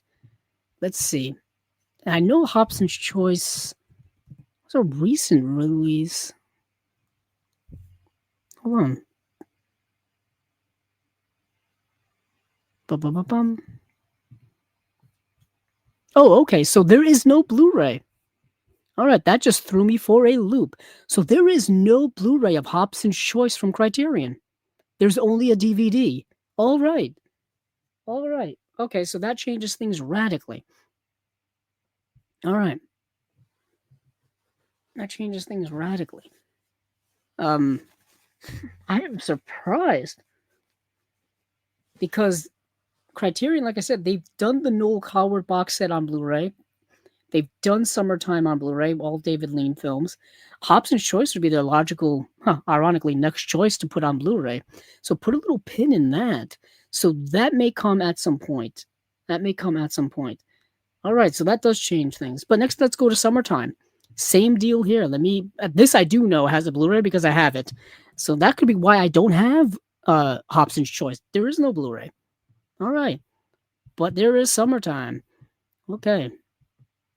So, Summertime, Hollywood icon Katharine Hepburn stars in the heartwarming Technicolor romantic comedy filmed on location in Venice. Yes, beautiful Venice on Blu-ray. Let's see. We've got a highly strung and lonely American looks for love in Venice. Soon fantasies of romance become reality when she meets a handsome but married Venetian man.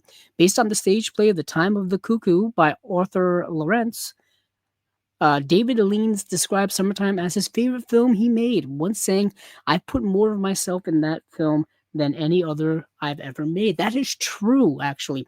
Summertime is his favorite of his films. I forgot about that. So, that's awesome. We've got an audio commentary by Elaine Silver and James Orsini, audio commentary by film scholar Mark Nichols, new Summertime and Appreciation by Melanie Williams.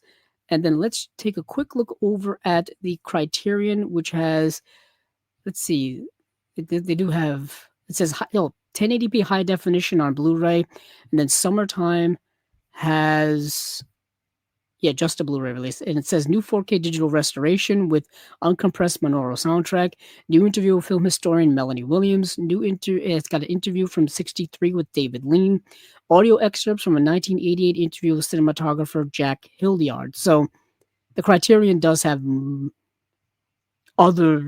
different things, but this imprint release has two two audio commentaries and a new appreciation with Melanie Williams. And the Criterion doesn't have a commentary. Just guys has an interview with Melanie Williams, interview with David Lean, and then excerpts from an interview with the cinematographer. Okay, now let's see. This imprint release does have a bonus disc. So the imprint release bonus disc says continue your deep dive into the career and legacy of David Lean with archival featurettes and the second part of our imprint exclusive documentary on David Lean by author Simon Lewis.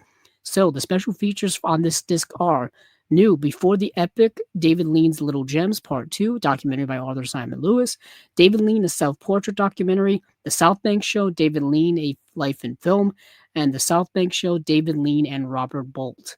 So, and this also has a 70-page hardcover booklet as well. So it's tough. It's tough. I mean, I don't know what to tell you as collectors. Since some of these movies have releases from other companies, some of them don't. These new releases have different special features, and then the old releases have different special features. So it's tough. It's really tough. I mean, I would say get it all, but come on, that's not really realistic to ask to tell people to do that. Plus, I would never tell people how to, how to curate their own collections and whatnot. I just can, give you the information that is at hand. Speaking of information at hand, let's go to the next box set. Let's go to the Hitchcock the early years. Now these will also have some familiar titles. So we've got, let's see, the master of suspense, Alfred Hitchcock conquered silent cinema in the 1920s, made his mark on sound films in the early 1930s, and then set forth developing his iconic style of dark drama, gripping thrillers, and black comedy as the 30s rolled on. This second volume of Hitchcock's early years sees him capture the flair for stylish suspense that would define his legacy. And we've got Sabotage, Young and Innocent, The Lady Vanishes, Ford Correspondent, and then a bonus film, Waltzes from Vienna from 1934 in standard definition. Now, this does not have all of his 1930s films. One that's notably missing from here is his last British film, and that would be Jamaica Inn, which came out in 1939. There is a Cohen Media Blu-ray of that I have in my collection. So that's one that's definitely missing. Plus, I think a couple others too. But anywho, let's go to Sabotage.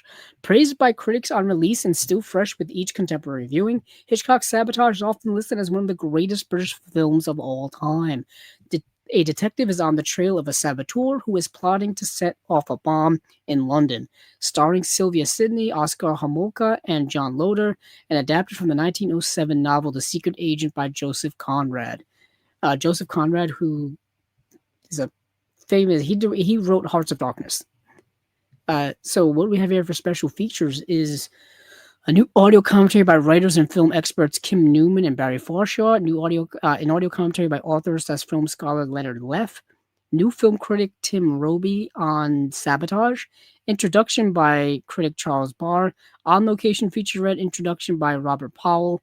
Archival episode of Cinema Then, Cinema Now, featuring Professor Jerry Carlson, Professor George Custon, and Professor Ilan Stevans. Peter Bogdanovich interviews Hitchcock. Archival introduction by Tony Curtis. Okay.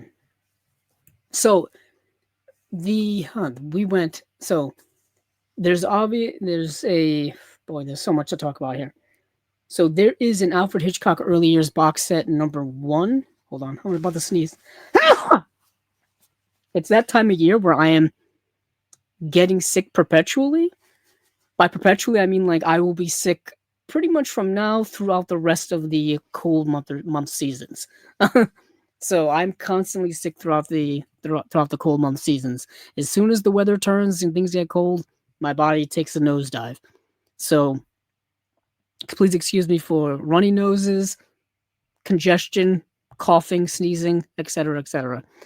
But what I was trying to say is their imprint put out a volume 1 collection of his early work.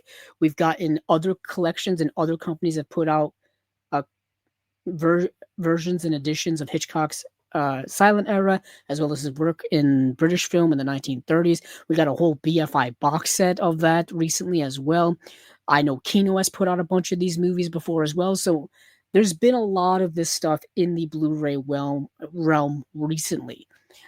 Coincidentally, we went from when I started collecting, a lot of these movies were only available on really bad public domain DVD sets.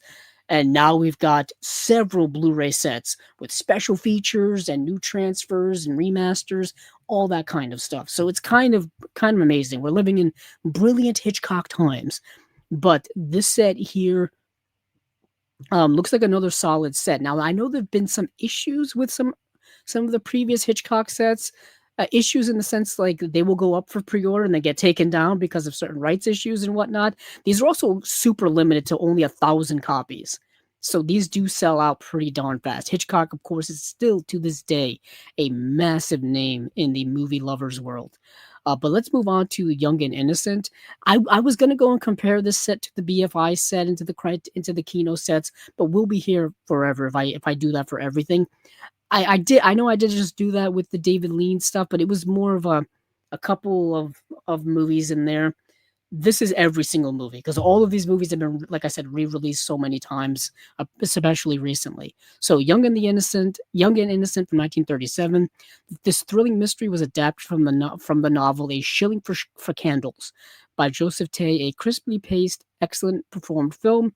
After seeing the body of a young girl washed up on a beach, Robert Tisdale runs away to secure help. He is seen by two girls who, believing him to be the murderer, inform the police.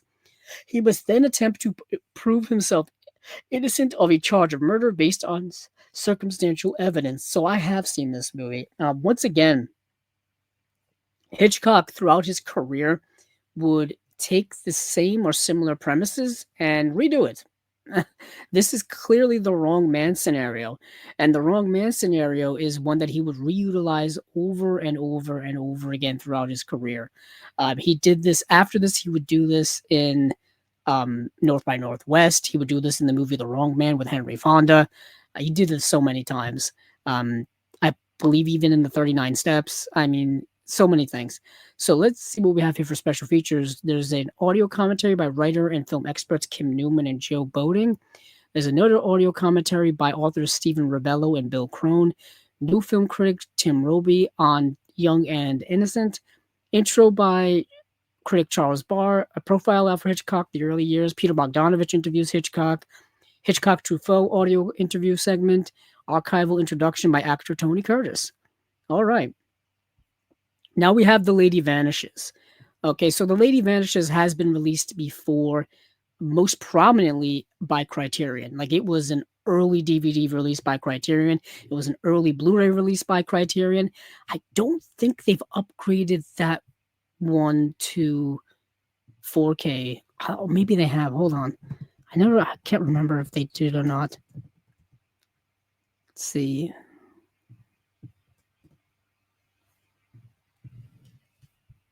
No, they haven't yet, and they've been upgrading some of their releases recently of their more well-known catalog stuff. So Margaret Lockwood and Michael Redgrave star in this iconic mystery renowned as one of Hitchcock's best films, and it is, and based on the novel The Wheel Spins by Ethel Lena White. This is one of Alfred Hitchcock's most well-known films. This is Alfred Hitchcock 101. If you've never seen an Alfred Hitchcock film before, this is a pretty good place to start. The Lady Vanishes. During a journey aboard a transcontinental express, a young woman strikes up an acquaintance with a middle-aged English governess who mysteriously disappears from her compartment. The girl is accused of hallucinating and begins to doubt her own state of mind, but as further inquiries are made, the curious behavior of a group of foreign government agents is revealed. So this is a classic Alfred Hitchcock movie, one of the most classic.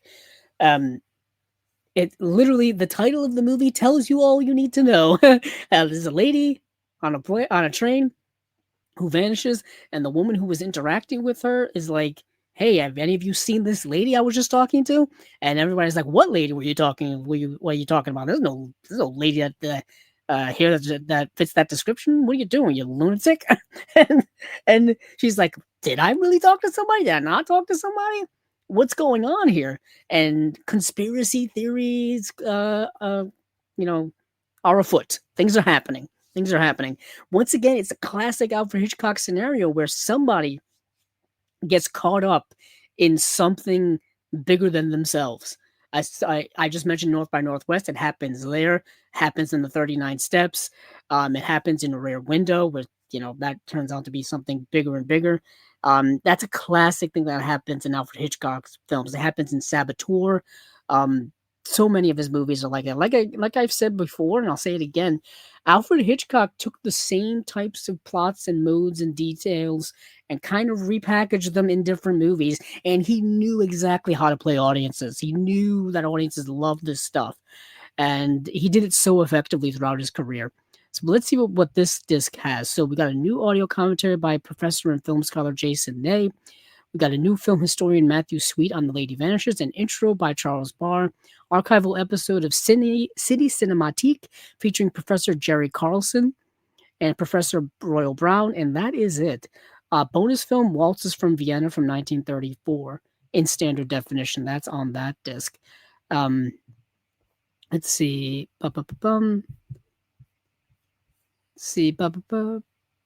Interesting, we don't have any excerpts from the Francois Truffaut interview. We don't have anything with Peter Bogdanovich as well. And yeah, I can tell you this. All right, I'm going to break my rule. But the Criterion has an audio commentary with film historian Bruce Ader. There's a 1941 feature-length adventure film starring Basil Rathbone and Norton Wayne as Carters and Caldecott. They're beloved characters from The Lady Vanishes. So you get two characters from The Lady Vanishes on a different adventure story. Excerpts from Francois Truffaut's and Hitchcock's interview. Mystery Train, a video essay by Hitchcock and Lady Vanishes by Hitchcock scholar Leonard Leff. Those are all on the Criterion release. Those are not on this imprint release, so completely different. Foreign Correspondent is actually one of my favorite Alfred Hitchcock films. I wrote a whole paper on it in college. Nominated for 6 Academy Awards, including Best Picture, Hitchcock's The Landmark, spy thriller, stars Joel McCrea, Lorraine Day, and Herbert Marshall.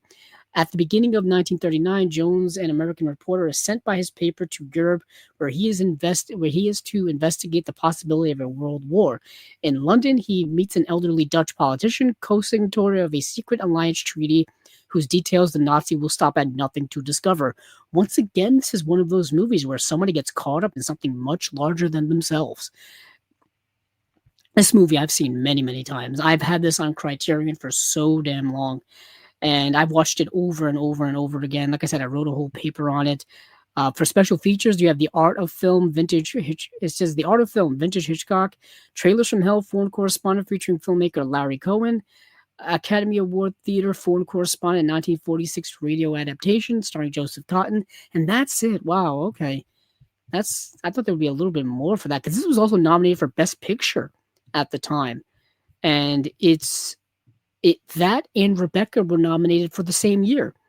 So Alfred Hitchcock had 2 films nominated at the same time. And the Criterion release has a new 2K digital restoration of the movie, new piece on the film special effects by visual effects expert Craig Barron, Hollywood propaganda in World War II, a new interview with writer Mark Harris, interview with director Alfred Hitchcock on the Dick Cavett Show from 1972, radio adaptation of the movie with Joe Cotton. That's on the in-print release. It says, have you heard the story of wartime rumors, a 1942 Life magazine photo drama by Alfred Hitchcock. So, yeah, the Criterion release seems a little bit better. And this movie is notorious for being one of those World War II propaganda films. This movie is literally about trying to convince people to help out Great Britain during World War II. Yeah, World War II at the time had just relatively started, because it started in 1939, and by 1940 it was well underway, and Great Britain at that time was, of course, steeped into the war. They needed help from allies. They needed allied help. So this movie was really to get help from them, specifically from the United States. I know at least at the outbreak of World War II, the United States was helping out with like supplies and things like that, but they needed the United States to get involved in the war, which they eventually, of course, due to Pearl Harbor, did, which changed the trajectory of World War II and the course of history, and literally the course of history. So that is it for this box set. This Hitchcock: The Early Years, Volume 2, 1936 to 1940. It's got 5 movies. Um, well, technically six, I guess, with the bonus movies. So Sabotage, Young and Innocent, Lady Vanishes, Foreign Correspondent, and Waltzes from Vienna in standard definition. So that is actually it from Imprint. And these are all coming out in January. In January. Okay, so that is it from Imprint. Now let's stay in that geographical area of the world and we will go over to Umbrella. Okay, so let me go to Umbrella's shop and check out what they've got going. So this actually will let me bring this up. So remember in the last episode of Chasing Labels, if you didn't listen, if you didn't watch, I understand. But in the last episode of Chasing Labels, the last spine number of Chasing Labels, I believe 175, I talked about the Umbrella release of Dogma, the Kevin Smith film that was finally getting a 4K UHD release, finally getting a re-release in physical media at all after being so many years of being out of print. Well, it looks like many of us were too happy too soon, because that specific Australian release is no longer available on their website to United States customers, to customers from the US. If you go to their website now, you can't see it. If you're from the US, if you're from Australia, I think it's still available. But if you are from the United States, you cannot pre-order or gain access to any of those releases. But you can still buy like the t-shirts, the hats, the candle, the pin set, the beanie, all that kind of stuff. But you can't buy the actual release, which pisses me off. Pisses me off to no end. So Lionsgate is putting out their own version of Dogma. They're being released through their Lionsgate Limited.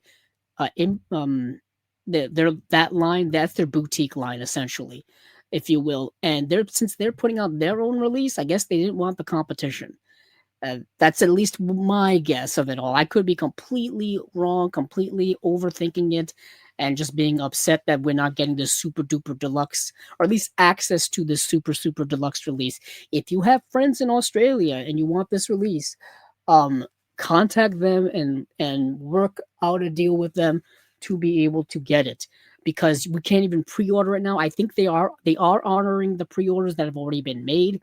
I know Steven here from Chasing Labels, he pre-ordered it, so I would have to check with him about whether they canceled his pre-order or not. But if you have friends in Australia and you want to get it, I guess contact them. Maybe the US online retailers will get their stock of it. I'm talking about Diabolic, I'm talking about Orbit DVD, I'm talking about Grindhouse Video, others out there as well. Check them for when this comes out. But I'm super pissed because I hate that there's regional restrictions, there's territory restrictions, there's all this nonsense where I'm like, just give people the releases and let them choose which ones they want to get. Give us the freedom as collectors to choose what we want. If we want the Australian Dogma release, let's get the Australian Dogma release. Don't restrict us, if you will. As it is, physical media is, people say it's a dying industry, which it very much well could be. We just talked about Shout Factory earlier, what's going on over there potentially. I mean, stop, this is not the time to restrict us from buying stuff. All the money needs to keep flowing to these companies to keep them alive. Especially in the boutique label world where everything is relatively limited as it is. That's just me going off on a soapbox here, so you'll have to stop me. But let's get into what is cooking with Umbrella right now. So we've got a few releases from them. Excuse me.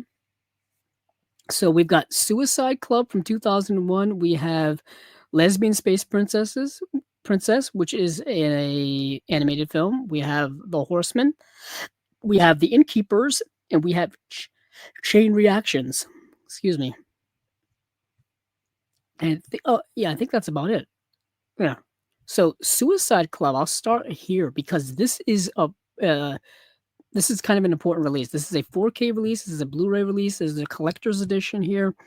Only available from the Umbrella Web Store, Suicide Club 4K and Blu-ray Collector's Edition.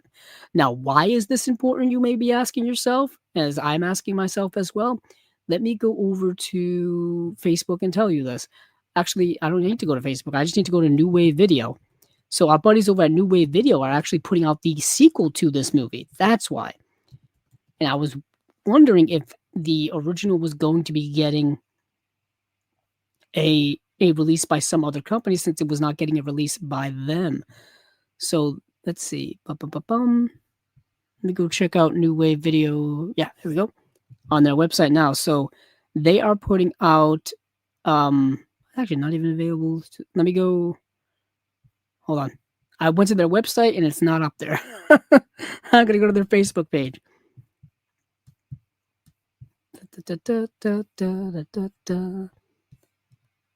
Yes, Noriko's Dinner Table. So we had our friend John Matthews from over at New Wave Video, his new label that is going to be started putting out discs relatively soon. One of their releases, one of their early releases, is Noriko's Dinner Table. And Noriko's Dinner Table is the sequel to Suicide Club. And you don't necessarily have to watch Suicide Club to watch Noriko's Table. It just helps. It helps in the sense that they're both set in the same world. And in Noriko's Dinner Table in that movie, there is hints, there's references to events that happened in the Suicide Club movie. So it helps. But back to Suicide Club.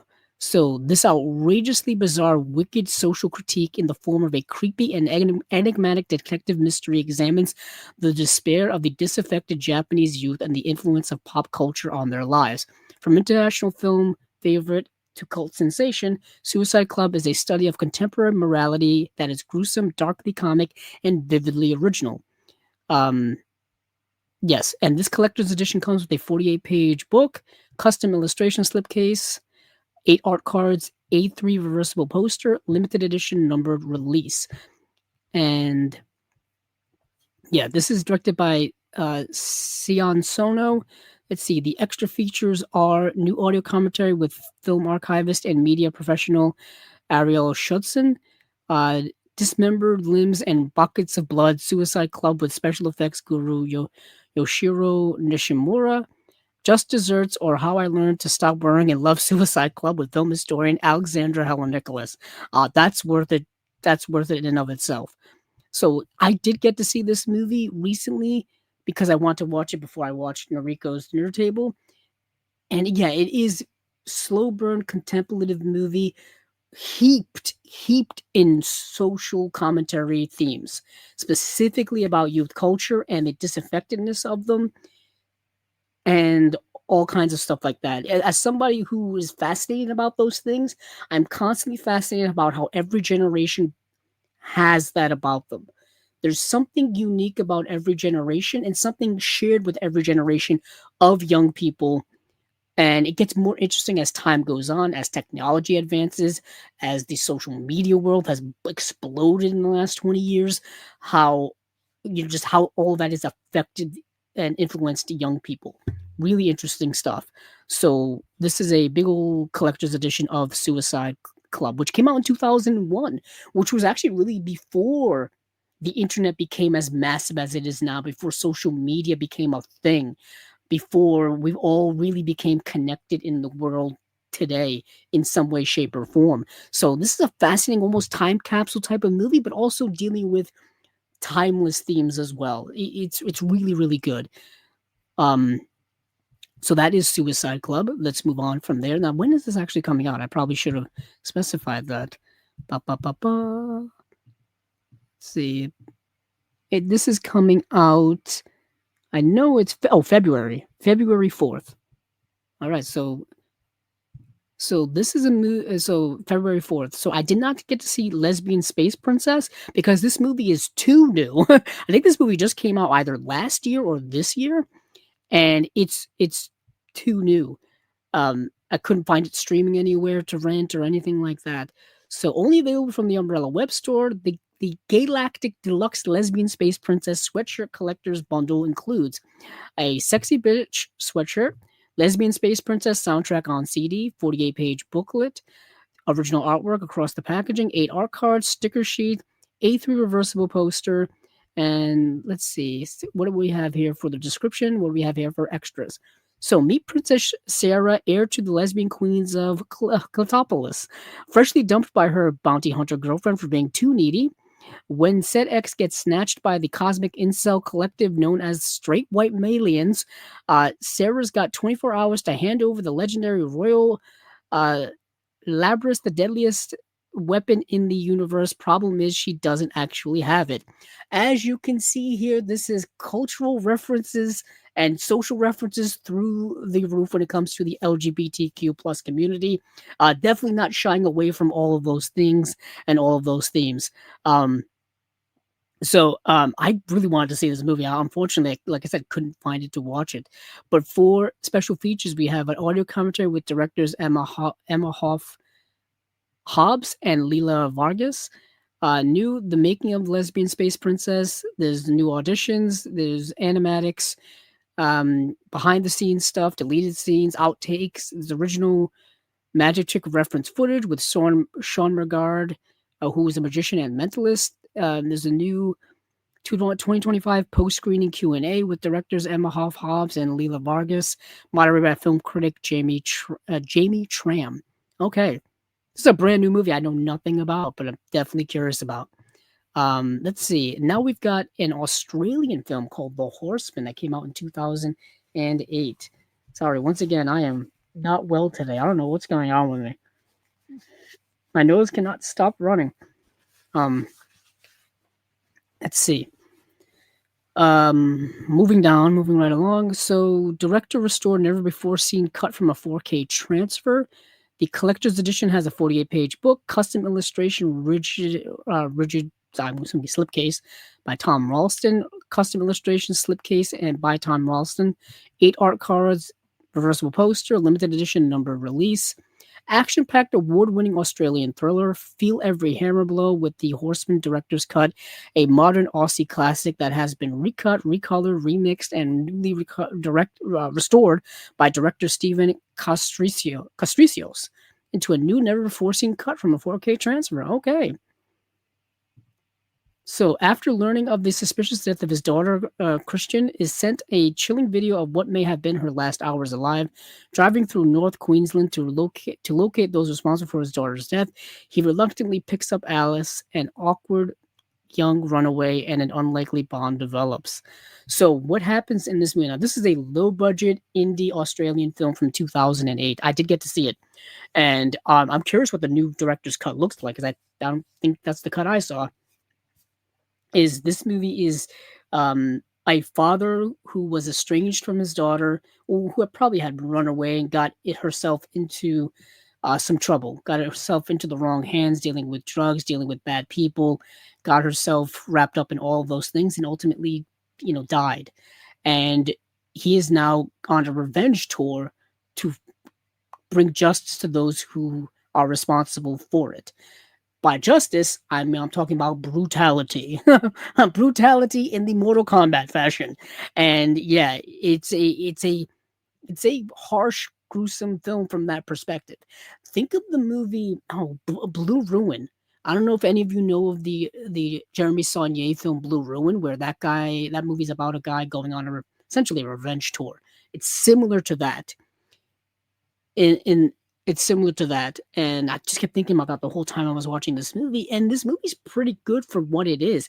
It's a little repetitive in the sense, like, he goes, finds a person, does his thing, goes, finds a person, does his thing. There is underlying thematic stuff in there when he meets this Alice character who he's starting to view as a pseudo-daughter because she's around the same age, I believe, as his daughter who's passed, and stuff like that. But this is a low-budgeted movie. This isn't like, a Hollywood film with a Hollywood budget in that regard. It's not like highly choreographed action, like something like a John Wick or things like that. It's very low key from the very beginning all the way through its end. Um, so there's a lot of unpolishedness about this movie, unpolished filmmaking, unpolished editing, unpolished effects, stuff like that. But I think if you can get past all of that, you will understand why it was technically, highly regarded at its time of release. So let's see what we have here for special features. New audio commentary with the Australian crime film critics Alexei Toli Tolopoulos and Blake Howard. It says, Yeah, Noir, The Horseman and the Australian noir genre with screenwriter and author Maria Lewis. A new making of The Horseman director's cut and remaster, and the director's cut trailer. You also get the theatrical cut of the movie. Got an audio commentary with the director and the producer and the actor Peter Marshall. You got another audio commentary with just the director, Stephen Castricios, a making of The Horseman, and you also get 3 deleted scenes, short film with optional audio commentary, interview with the actor Caroline Marohazy, and interview with stunt coordinator Chris Anderson. This is a nice set. It's a really nice release. 2 cuts of the movie, uh, uh, 2 audio commentaries. It's got a nice remaster and recut of the movie. Plus, it looks like archival special features as well. Nice release. All right, so that is The Horseman, and this is coming. I should mention, I think I watched this streaming on Tubi. So this is available to stream on Tubi if you want to check it out. Obviously, I'm assuming just the theatrical cut. This is coming February 4th as well. I'm assuming these are all February 4th. So next we've got the movie The Innkeepers, which is a Thai West film. Now this has just got a second sight release. So I don't think I really need to talk about this too much. It says check in for chills with The Innkeepers, an underrated ghost story from writer-director Ty West, who did House of the Devil, X, Pearl, Maxine. The Innkeepers is both a modern ghost story and a chilling ode to classic haunted house cinema. Very true. I watched this years ago. I think I watched this, oh goodness, over a decade ago. I watched it with my cousin. My cousin was really a big gateway into horror films for me. Even to this day, when I talk with him, we talk about horror and stuff like that. But we used to hang out all the time on weekends and watch horror films and eat fast food. We used to that's what we used to do. We used to watch movies in general, but we did watch a lot of horror films and whatnot. And we watched The Innkeepers. This was streaming on Netflix for the longest time, and it really was an early Thai West film. And I don't want to say anything about the mystery behind it, all that kind of stuff, but yeah, Ghost Story is accurate description of it. So, The Innkeeper. Let's see what we have here for special features. Let me go back to where I was. Bum.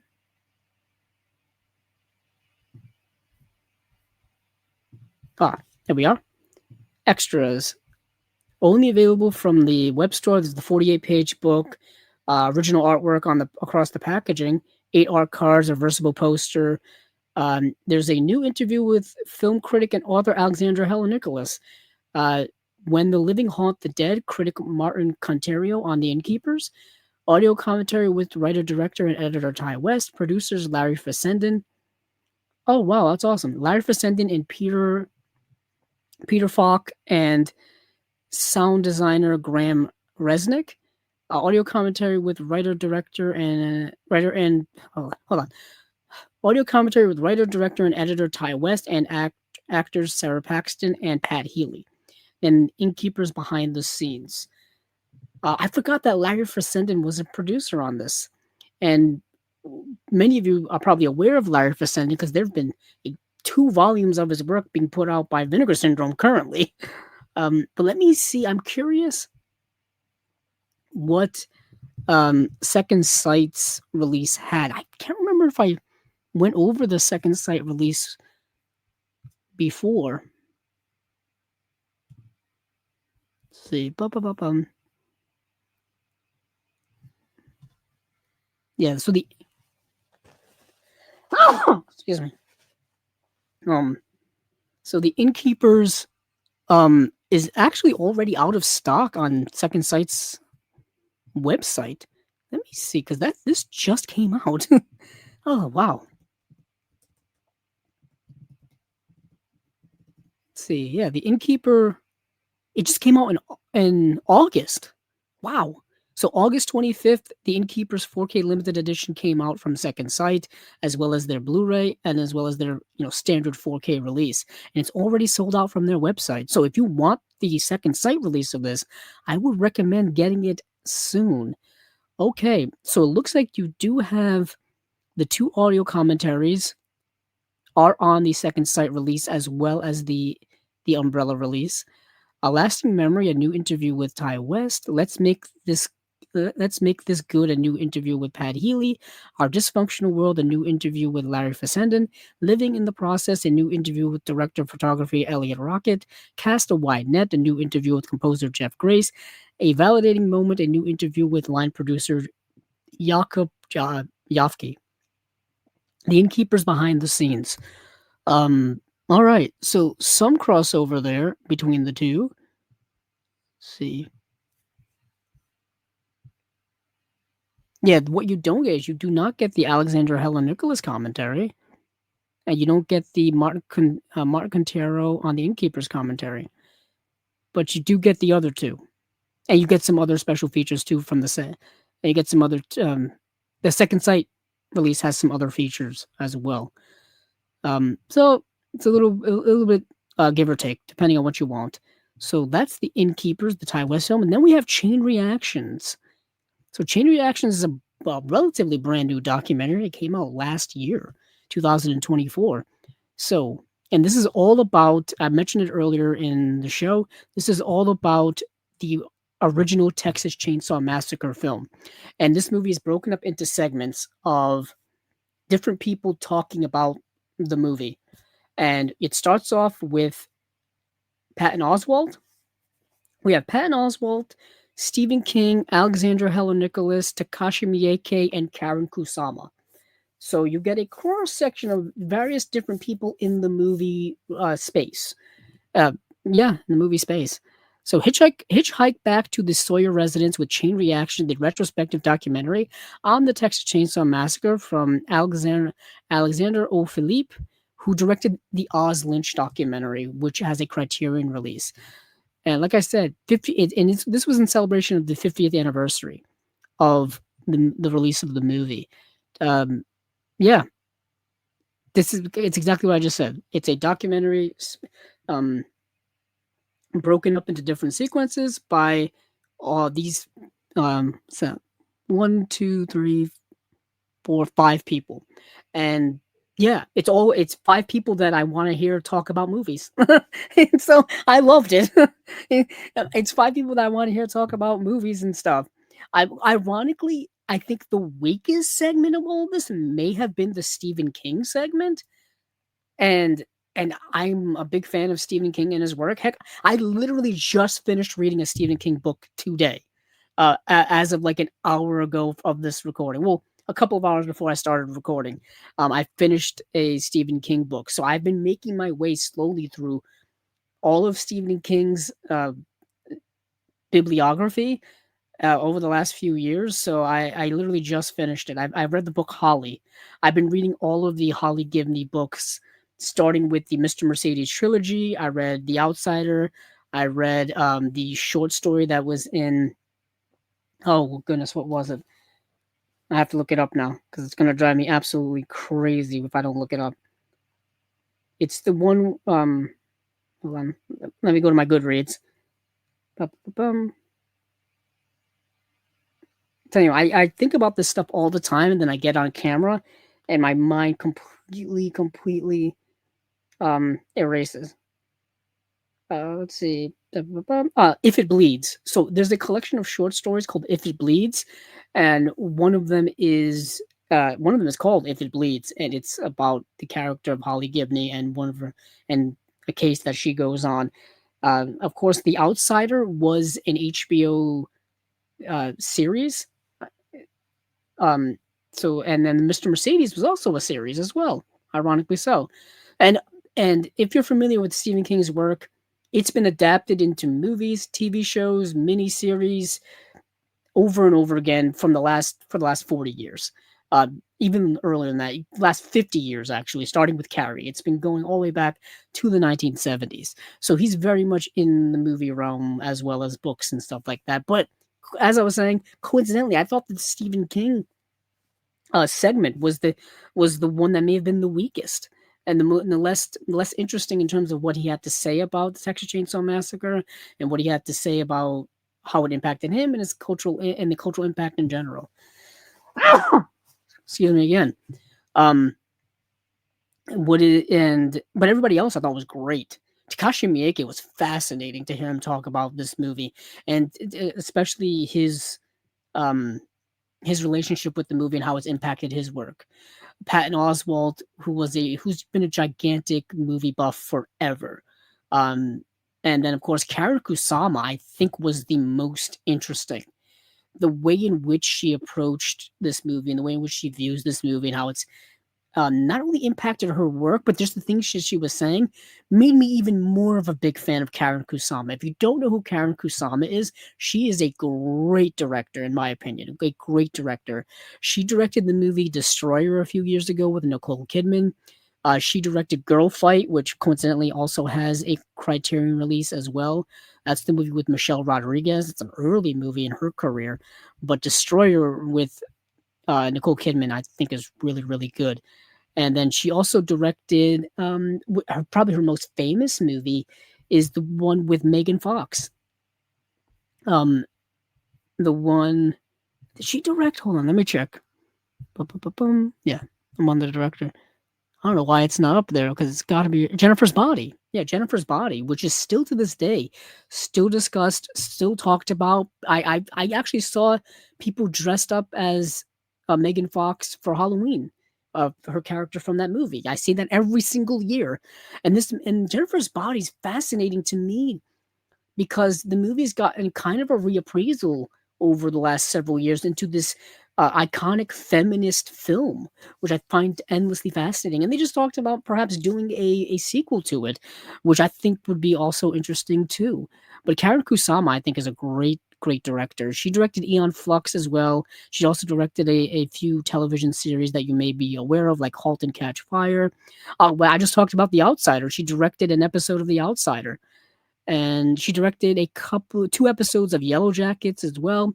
Dead Ringers, which is the Cronenberg movie that got turned into a series on Amazon, which I heard is very good, which I haven't seen yet. So Karen Kusama is excellent. I thought her segment was really, really good in this movie.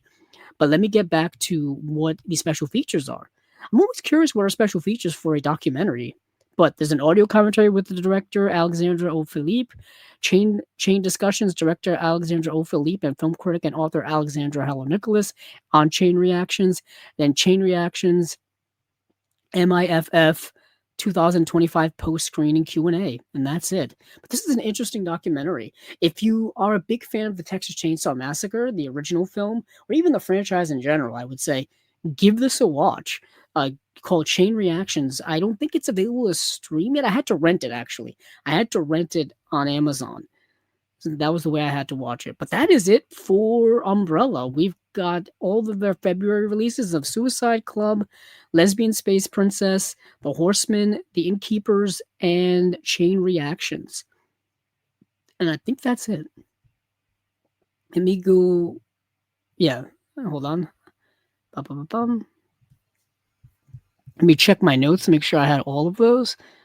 Yep, that's all of that from there. I've done Imprint, I've done Umbrella. Let's see, I've done Kino. Let's go over to Eureka. Yeah, Eureka is the last of the slates, and then there are a couple of individual ones I want to talk about, and then we'll go to Criterion. All right, then. So I have the Eureka. Yes, I do. I have Eureka up. January releases for Eureka. So January releases. Here we go. So we have King of Beggars from 1992, Cloud and Charisma, two films by Kiyoshi Kurosawa, one from 1999 and one from 2024, and then we have Full Moon High. So the only one of these I did not get to see was King of Beggars, but I saw the other ones. So let's start off with King of Beggars. Why not? Description: at the dawn of the 1990s, following a decade in which Hong Kong martial arts cinema was dominated by Jackie Chan and Sammo Hung, a new superstar emerged, Stephen Chow. Chow rose to fame as the star of both the Fight Back to School and Royal Tramp series and King of Beggars, a comedic take on the story of famed martial artist and folk hero So Chan. So Chan is naturally gifted martial artist, but lazy, unmotivated, and spoiled by his wealthy parents. He is forced to make something of himself when he falls in love with Yu Shang, a prostitute who agrees to marry him on one condition: that he enters and wins the upcoming Imperial Martial Arts tournament. So Chan only hopes to win Yu Shang's hand in marriage, but entering the competition soon leads him to become embroiled in a bitter feud between the famed beggar clan and a corrupt government official. There you go. For special features, the new 2K restoration of the film. There's Cantonese audio, obviously an English dub and English subtitles as well. New audio commentary with East Asian cinema expert Frank Zhang. Beggars and Tramps, new interview with director Gordon Chan. So Chan and Stephen Chow, new video essay by East Asian cinema scholar Gary Bettinson, co-editor of the Cinema of Stephen Chow. A theatrical trailer, there's a O-card slipcase with new artwork by Sam Gibney, limited to 2,000 copies. There is a booklet as well featuring new writing on The King of Beggars and director Gordon Chan by Andy Willis. And this is coming out in the US on January 27th and the UK January 26th. I don't have anything to say about the movie because I haven't seen it, but I have seen both of these two next films. This is Cloud and Charisma, two films by Kiyoshi Kurosawa. I have to say, I'm becoming a bigger fan of Kiyoshi Kurosawa over the last, several years as I've been doing Chasing Labels, because I've been talking about more and more and seeing more and more of his work. So, a revered author noted for his deliberate pacing and haunted, methodical style, Kiyoshi Kurosawa is the celebrated filmmaker behind a string of modern classics, including Cure, Pulse, Tokyo Sonata, and Creepy. I just talked about Creepy recently. Collected here are two more great works by this master of psychological cinema, Charisma and Cloud. Charisma follows Goro Yabuke, an overworked police officer who leaves his job behind after he fails to resolve a hostage situation, resulting in the deaths of both a high profile politician and his captor. Reeling from this incident, he seeks solitude in a mountain forest where he finds himself at the center of a conflict over an enigmatic tree that the locals have named Charisma. So, what happens in that movie is exactly what it just says. Um, there are some people who want to. So, what's happening is the tree, if you leave the tree in, it's going to poison the rest of the forest. If you remove the tree, it's going to save the rest of the forest. And then there is a third party that wants to remove the tree and like sell it or whatever. Like if there's a rich person that wants it or something like that. I forget what the issue is. But either way, this man Goro is caught in the middle of all of this stuff.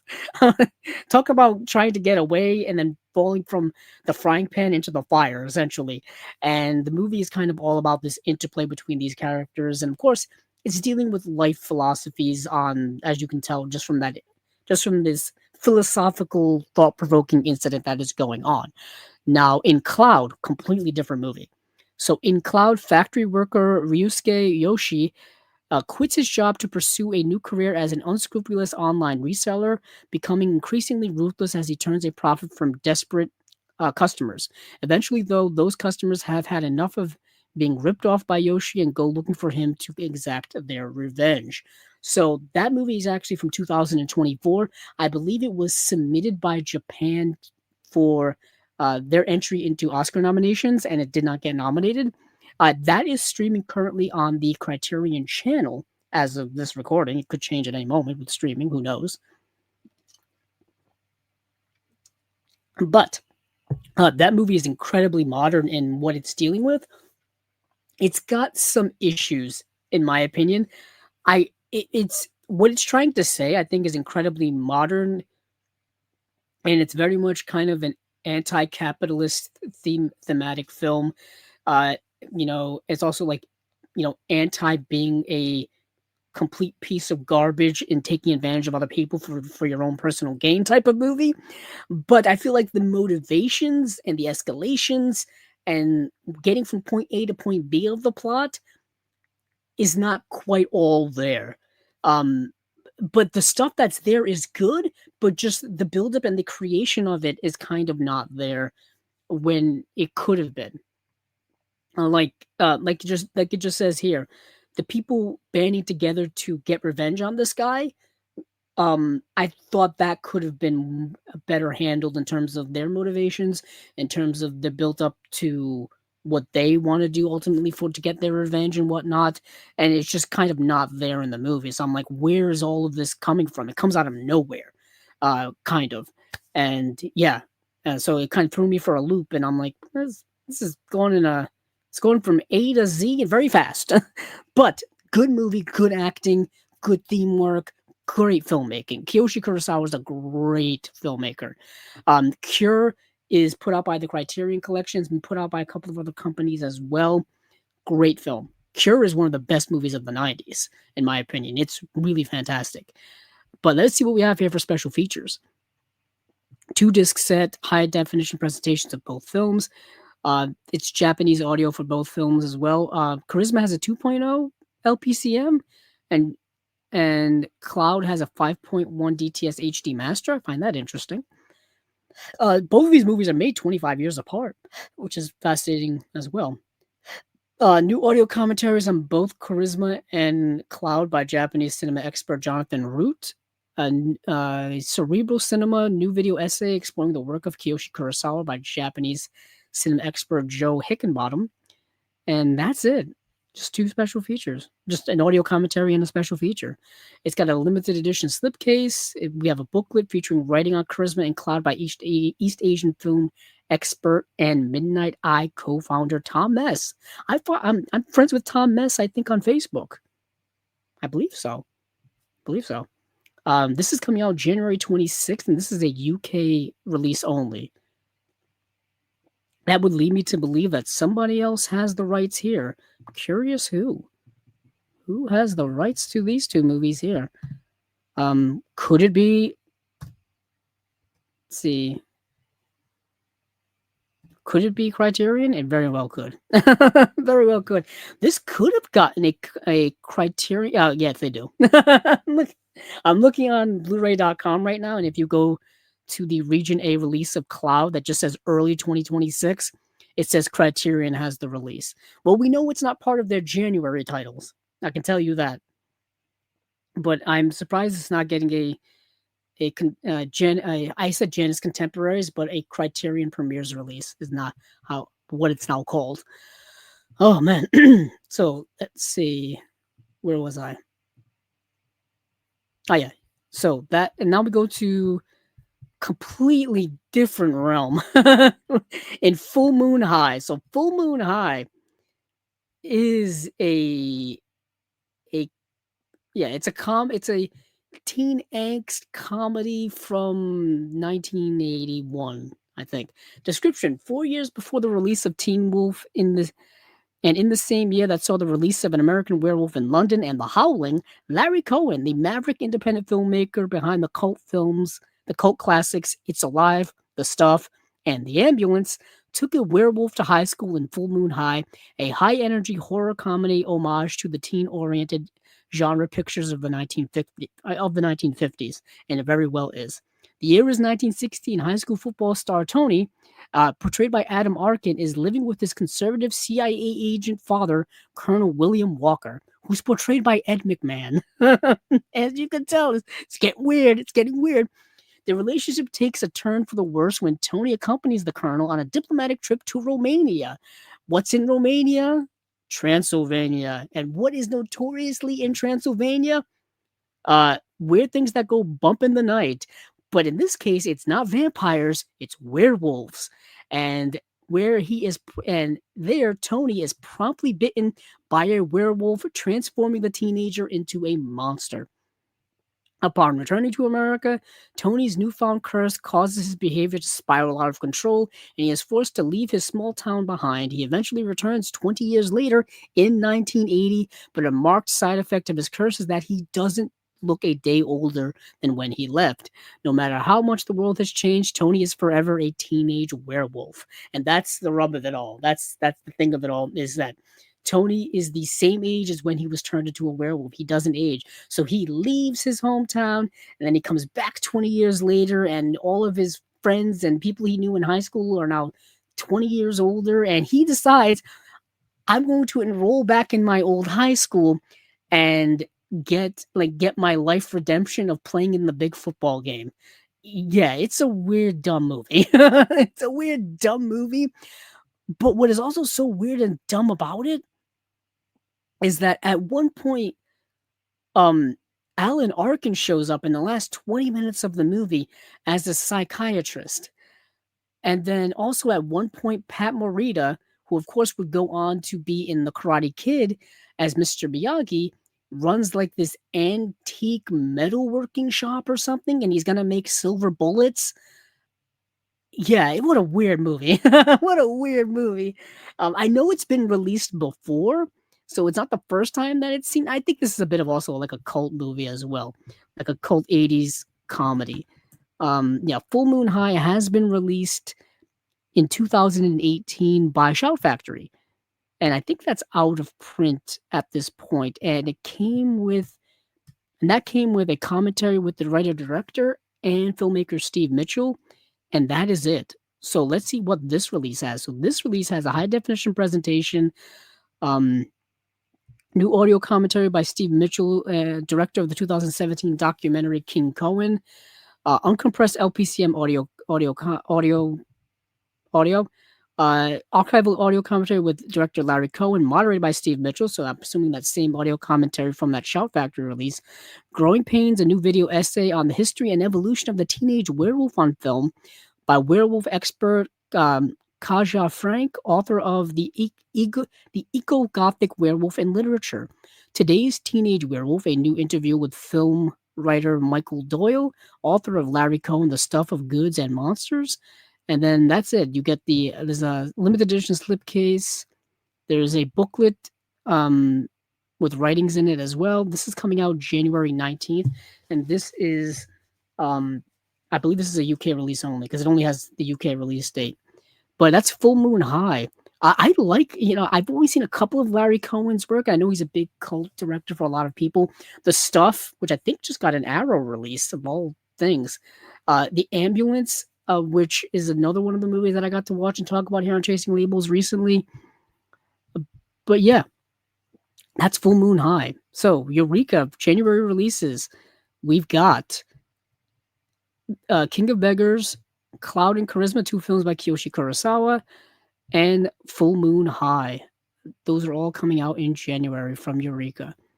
So moving back over to what I was talking about before, I think all we've got is, a couple of individual releases and then Criterion, and then we're good. What are we doing on time here? All right, we are 2 hours and 22 minutes in. What a coincidence, 222. So let's talk about, let me actually have to look these up actually. So let me go over to the Mondo Macabro is having their Halloween sale right now, but they're also having some announcements that they're doing in tandem with their Halloween sale. Special shout out to our buddy Jared Honor over at Mondo Macabro doing some good work, who is here on Chasing Labels. Oh, they had an announcement today. I'll just include that in. I don't know anything about them, but I'll include that in. But other 2 announcements that I wanted to bring up. The first announcement here is of the movie. Let's see. First up is the uncanny 70s Euro horror classic The Devil's Nightmare, making its worldwide 4K debut in a new restoration from the original camera negative. I think they had released this on Blu-ray years ago, so this is a re-release from them. Busload of tourists on holiday discover that they are going on an unscheduled trip, a trip into the macabre. They find themselves lost and in the need of food and shelter. A gloomy castle ahead seems to be the refuge that they have been seeking. What they don't know is that Baron von Runberg, the castle's owner, lives under an ancient family curse, one that will draw the unsuspecting guest into a terrifying game of death.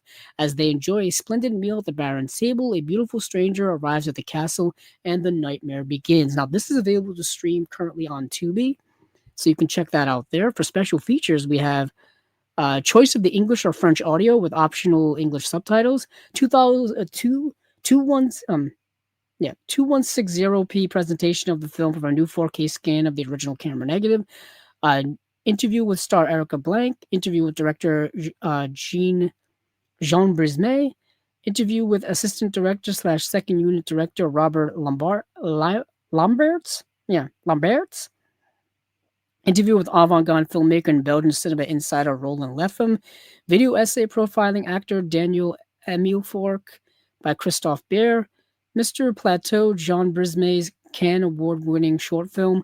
Audio commentary with Troy Haworth. Original trailers and TV spots. Publicity parade, original trailers and TV spots.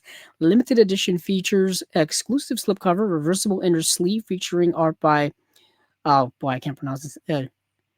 Gilles Vranck. Limited to 1,500 copies. Devil's Nightmare goes on sale on Thursday, October 30th at 9 a.m. Pacific Time, 12 noon Eastern, as part of our annual Halloween sale, only at mondomacabro.bigcartel.com. So I know that the limited editions do tend to sell out very, very quickly for their Halloween sale stuff every single year. So if you're a big Mondo Macabro fan, you may want to make a mental note, put a note in the calendar on your phones, or if you have a wall calendar at home, you may want to do that as well to get in on this before everybody scoops up all the copies. And then next we've got a double feature. So the second Halloween sale announcement, we have, let's see, they actually have a total of 5. They've only announced, I think, 3 so far. Let's see. Next up is a wild Blu-ray double feature featuring 2 stone cold classics of Indonesian trash horror, Mystics in Bali and Queen of Black Magic. Mystics in Bali from 1981. In the Mystic East, they like their films upfront and gory. This Indonesian creature feature will leave Western viewers stunned with its audacious plot and outrageous shock scenes. A young American woman on holiday in Bali becomes fascinated by the tales of local black magic cult known as the Layak. She seeks out a Layak witch and attempts to learn her secrets. Needless to say, it all goes horribly wrong. Be warned, you've never seen a film like this before. And then for Queen of Black Magic from 1981, this was one of the first Asian horror films to be widely released on video in the US. Its crazy special effects and wild gore sequences were unique at the time and are still eye-popping today. The story is set in the exotic countryside of the far-off Indonesia. A wedding ceremony goes dreadfully wrong, and the groom suspects black magic. He seeks out the woman he believes is responsible, and she is hurled to death over a high cliff. All right, then. She is rescued from the dark jungle by a strange hermit. He tells her that she must seek revenge. They accused her of black magic. Now she must learn to use that magic against them and become Queen of Evil. Both films are making their worldwide HD debut. So the features are they're both region free, choice of English or Indonesian audio with optional English subtitles. Introduction to both features by filmmaker Yoko Anwar. Video essay by Monsters, Movies, and Myths by Jake Gallo. Extended 2-hour version of Mystics in Bali, Indonesian language with optional English subtitles. Original trailer for Mystics in Bali. Then limited edition features are 2-disc set, exclusive slipcover, and reversible inner sleeve with new art by Julian Yates. Yeah. Booklet with original writing on the film, numbered to 1,500. Yet again, 9 a.m. or 12 noon Eastern start time of the Halloween sale on the 30th, which is this Thursday. That's this Thursday. Let's see. There is another announcement. Actually, another 2 announcements they had today. So let's see.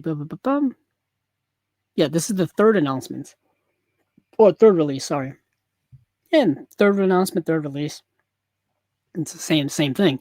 So we're back today with the third release of our big Halloween sale limited edition slate.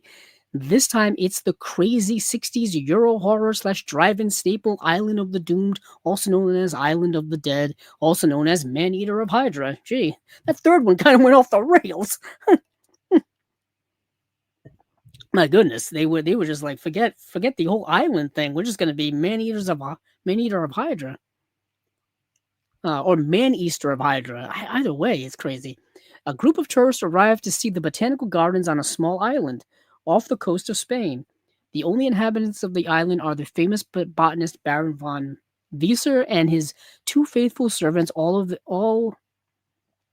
other residents fled after a series of mysterious deaths.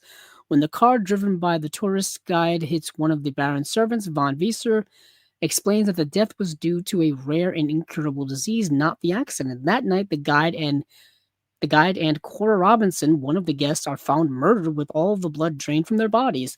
Is there a serial killer at the large, or is this becoming even more dangerous? Well, my guess is there's a serial killer at large. Um, let's see what we got here for special features for this. So, region free disc 4K restoration of the best available 35mm materials. Choice of Spanish or English audio with optional English subtitles. Interview with writer director Mel Wells. Audio commentary by David Flint. Documentary on the career of actor George Martin. Documentary on horror films produced in Costa Brava area. Original trailer. Publicity parade. Let's see. Reversible sleeve with original art on each side. Full color booklet. Set of lobby card reproductions. 1,200 numbered copies. Yeah. And then the sale starts on Thursday. I think that was it, because that was when was that now? That was announced 6 hours ago, according to their Facebook page. So that is it for Mondo Macabro. That is it for Mondo Macabro. I like to bring up their releases whenever I get a chance. Small company. I think it's really only run by two guys. Our buddy Jared Honor is there, who was gracious enough to be on our podcast a couple of years ago. Super, super awesome dude. I'm also friends with him on Facebook, coincidentally. So let's see what else we have here. Before I go over to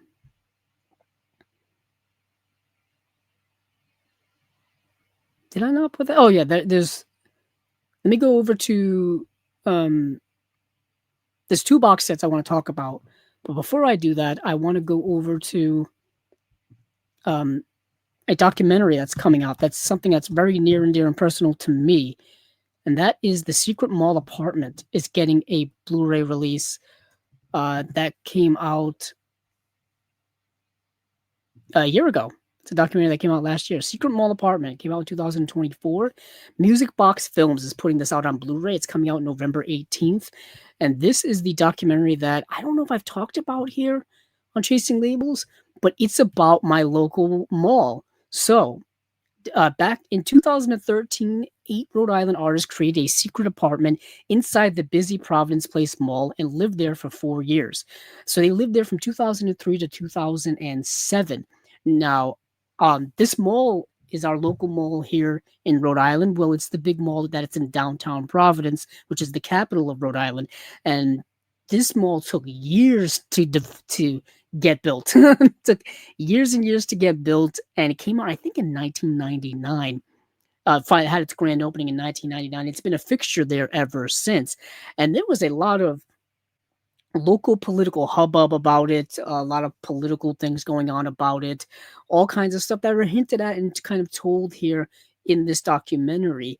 And then, but this documentary is also primarily about these 8 Rhode Island art students. I think they were art students at the time, and they found this area, this hidden area in the mall, and they created an apartment there, and they lived there for 4 years. And this documentary is about that, but it's also about so much more.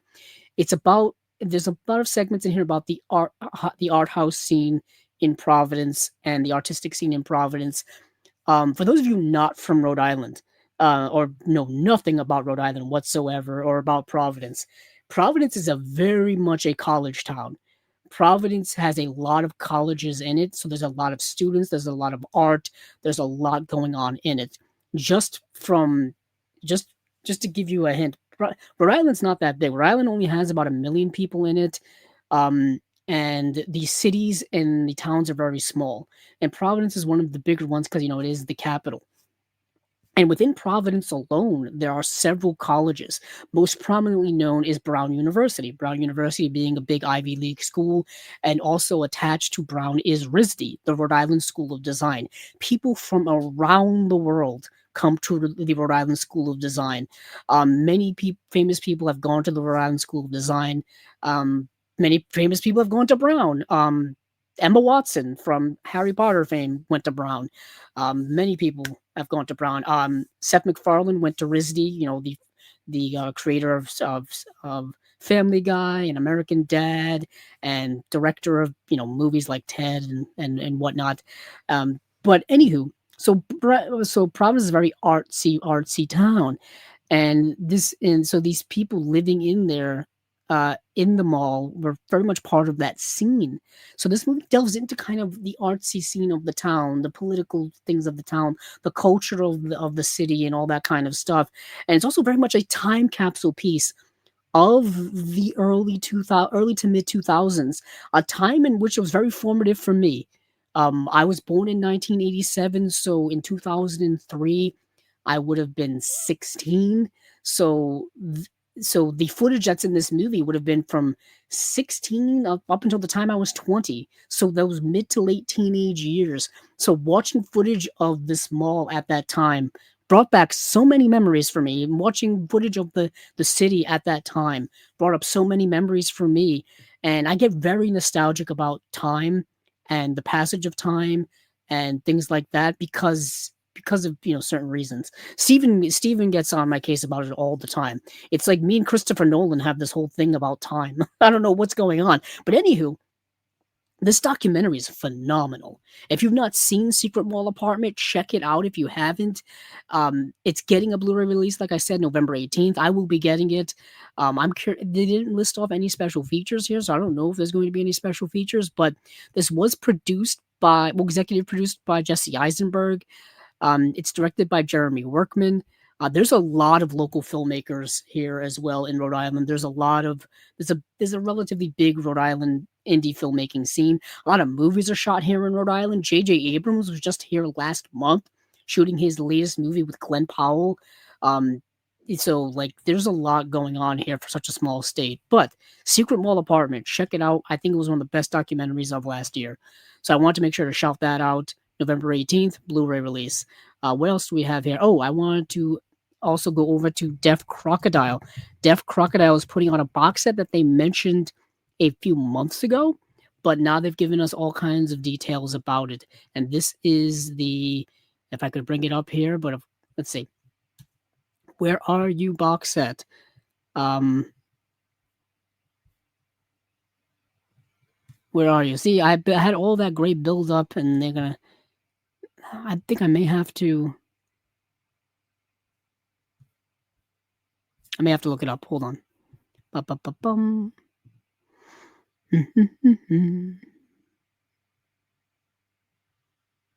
Oh yeah, 3x Tuvo Tulio. That's what it is. I'm on their website. I'm on their website right now. There it is. There's the box set. Yeah, 3x Tuvo Tulio 3-disc deluxe limited edition. Now these are 3 Finnish films. From Finland, obviously. Directed all by Tuvo Tullio. So a mad, dreamlike combination of surrealist imagery and unhinged emotional intensity. The films of Finnish director Tuvo Tullio are melodramas untethered from any sense of naturalism or narrative logic or often good taste, operating in the same glorious hallucinatory space as the subversive Brechtian melodramas of Douglas Sirk and R.W. Fassbender. That makes it Rainer Werner Fassbender. They are in a world widely entertaining, unearthly, operatic, and totally addictive, streaked with film noir and near expressionist horror tropes, and doused with tears and booze, prostitution and poison. His work has been rediscovered and restored in recent years by KAVI, the National Audiovisual Institute of Finland, for his first worldwide Blu-ray release from Deaf Crocodile. And so you've got three movies in here. You have Cross of Love, Restless Blood, and Sensuela. I was only able to see Restless Blood and um, Cross of Love. I was able to track down and watch those two. Not in the best condition, so these restorations are probably going to be miracles. Probably going to be miracles. Keep in mind, these are finished films. Uh, these first two here, Cross of Love and Restless Blood, are two finished films from the 1940s. Sensuela is from 1973. So we're talking about decades ago. Cross of Love, a grizzled old lighthouse keeper, Oscar Tangstrom, spends his nights talking to his parrot surrounded by German expressionist shadows. This starts off like The Lighthouse. I immediately thought of Robert Eggers' The Lighthouse, because this guy is insane. And he's talking to his parrot, and he's talking to shadows, and he's talking to pictures and picture frames. He is a hermit crazy man living in a lighthouse. There are deeper shadows in his mind. When he hears a drowning man out on the rocks, he grabs a rifle and shoots him. When he learns why he hates strangers, we learn why he hates strangers as he reveals the story of his daughter Rita. So what happens is there's this other guy who brings in this dude who this guy shot at, and then tells him, hey, yeah, this guy's an old crazy hermit, but there's a reason for it. And he tells him this long story of the lighthouse keeper's daughter Rita. And what happens to the lighthouse keeper's daughter Rita is a stranger washes up here one day and basically takes her from him. There's this businessman that washes up who is he's injured, and they nurse him back to health, and Rita and him fall in love, and he leaves and then comes back, and then she leaves with him and essentially runs away from this lighthouse keeper who, uh in her defense, is this really conservative oppressionistic father who doesn't want his daughter to leave the island.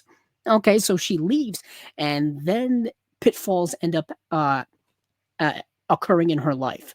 Like bad things end up starting happening, and all kinds of stuff kind of fall apart from there on. Needless to say, leaving this island doesn't go very well for her.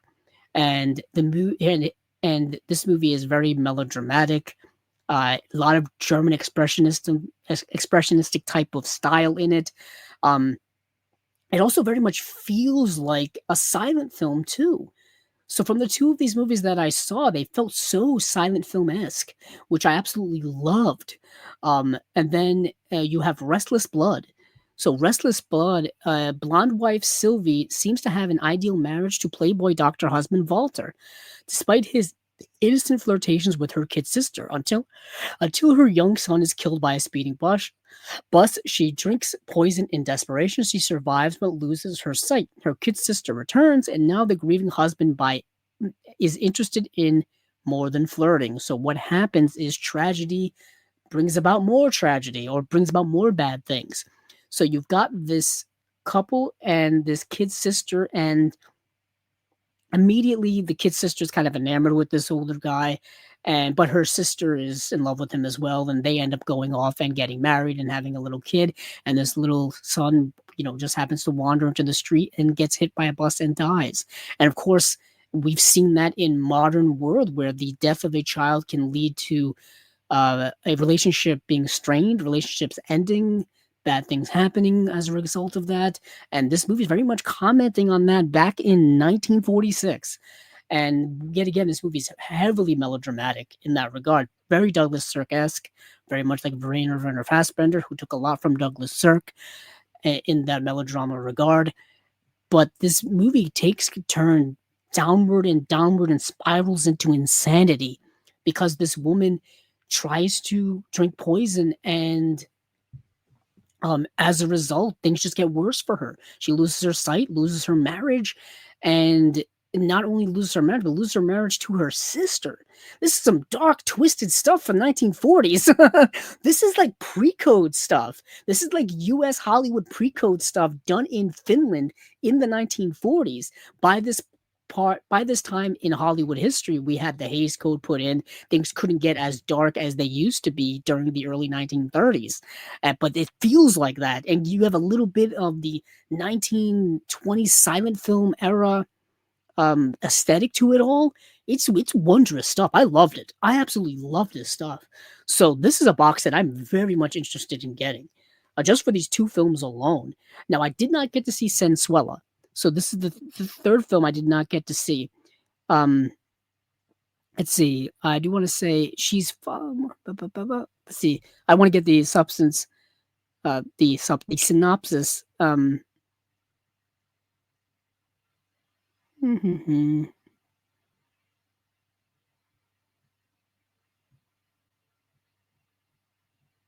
So Sensuela, I think, is a remake of, let's see, Tullio's notorious last film and arguably his greatest achievement. Sensuela opens on reindeer herder's daughter Layla saving badly wounded German World War II pilot Hans. So Sensuela is a remake of Cross of Love. Yes, it's a remake of Cross of Love. Opens on reindeer herder's daughter Layla saving badly wounded German World War II pilot Hans. Hans quickly seduces her off to the big city where she descends into polyester maelstrom of fabulous clothes and nudie photography and hippie orgies. So, like I said, things go crazy after she leaves this area. She runs off with this guy. So, yeah, I don't want to say more about it because I'll just give away the plot of two films. But needless to say, things spiral out of control for this woman in Sensuela. So all three films are in Finnish with English subtitles. The only remaining fragments from Tullio's early features struggle for the House of Hikila from 1936, which is 9 minutes long. That's a special feature on here. And then and Fall Asleep When Young from 1937, which is 22 minutes long. A short documentary, A French Discovery, Neurona Nikunat, which is 7 minutes long, by director Yanni Hatterholm on preserving the fragment of Fall Asleep When Young. Two Finnish educational films from the 1940s, I Would Like to Be a Queen and Shelters from Newborns, a rare trailer for the Swedish language version of Cross of Love. Oh, I forgot to tell you guys. So while there were Finnish versions of these movies, there were also Swedish versions of these movies being made at the same time, at least for Cross of Love and for Restless Blood. They were both there. So there's a Finnish version and there's a Swedish version, and they were both made at the same time. Let's see. We have a yes, the rare trailer for the Swedish language version of Cross of Love. New audio commentaries by Dr. Eloise Ross, Rolf Giesen, and Heidi Honeycutt. New visual essay by Raynard Keel and Ryan Verrill. Hey, Ryan Verrill and Dr. Will Dotson. We know them. New artwork by Beth Morris. Blu-ray authoring by David Mackenzie at Fidelity Motion, another fan of ours, or another friend of ours, I should say. Deluxe bonus edition content includes 60-page booklet, new essay by Alexander Helen Nicholas, new essay by Walter Chaw, new essay by Dr. Eloise Ross, new essay by Vinia Michaela, slipcase featuring new artwork by Sam Smith. Limited to 1,900 units. Okay, so that is the Deaf Crocodile release. Now, when is that coming out? So this 3x Tuvio Tullio 3 disc deluxe limited edition is coming out. Says on or near November 25th, maybe slightly later. Okay, pre-orders are being taken now on the deafcrocodile.com website. All right. So that is Deaf Crocodile. Once again, Deaf Crocodile is doing things no one else is doing. Who is putting out Finnish films from the 1940s? Nobody. Nobody's even thinking of putting out Finnish films from the 1940s, except for Deaf Crocodile, apparently. So we got them. We got them going. Let's see what else we've got here. Oh, there is a box set from our friends over at Treasured Films, and this is a big box set, and I don't know anything about it. So let me go over to their website and just give a hopefully not too long release. Let's see if I can find it. Let's see. Oh, first up here. It's called Gialli Guns and Gore, The Brutal Films of Darren Ward. Limited edition Blu-ray box set. Limited of 2,000 units. Let's see. It says here the exhaustive set collects the entire output of the John Woo of Southampton, Darren Ward, whose high octane and ultra violent features deliver no holds barred gunplay, heaps of gore, and fiercely independent love letters to Italian genre cinema. Treasured Films are proud to present our debut 3-disc Blu ray box set featuring Ward's 3 feature films, but also his many shorts, with each disc loaded with extras in this much treasured limited edition. So let's see. Limited edition contents include illustrated booklet with interview and career retrospective essay by Tom Lee Rutter, and brand new box artwork by it looks like Ian Sheedy at Uncle Frank Productions. Web store exclusive set of 3 postcards signed by Darren Ward. Web store exclusive of double-sided Beyond Fury poster. And let's see, the 3 features are Sudden Fury, A Day of Violence, and Beyond Fury. And each disc, I'm not going to go through all of these because I don't know any of this, and I'm starting to get incredibly fatigued. And I still have to go through all of Criterion. So, from a special features perspective, each disc contains the movie as well as special features. And I believe, I believe these are all making their worldwide debuts. Or at least making their debuts. For example, Sudden Fury from 1997, newly remastered and graded in 720 HD and making its worldwide Blu-ray debut. Uncompressed English DTS HD mastered audio commentary with Darren Ward and Nick Rendell. Sudden Fury, 12 Years On, retrospective documentary. Crime Trilogy Part 1, Sudden Fury interview with Ward looking back on the film, deleted scenes, outtakes. Then you get 3 early short films here as well. A Day of Violence, newly graded and making its UK debut.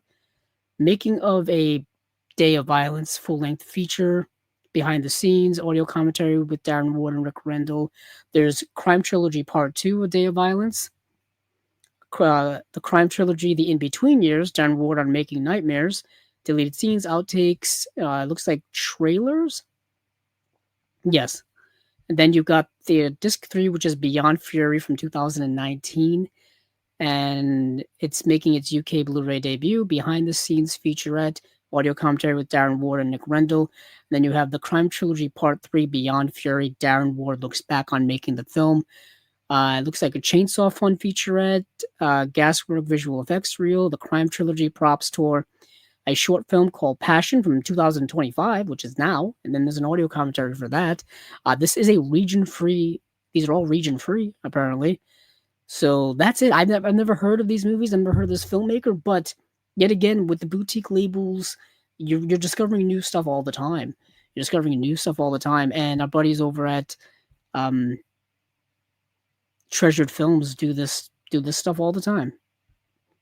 So that is it for Gialli, Guns, and Gore, the brutal films of Darren Ward. Limited edition Blu-ray box set. You can get that over if you want to check out more details on it over at treasuredfilms.co.uk. Let's see. I think now.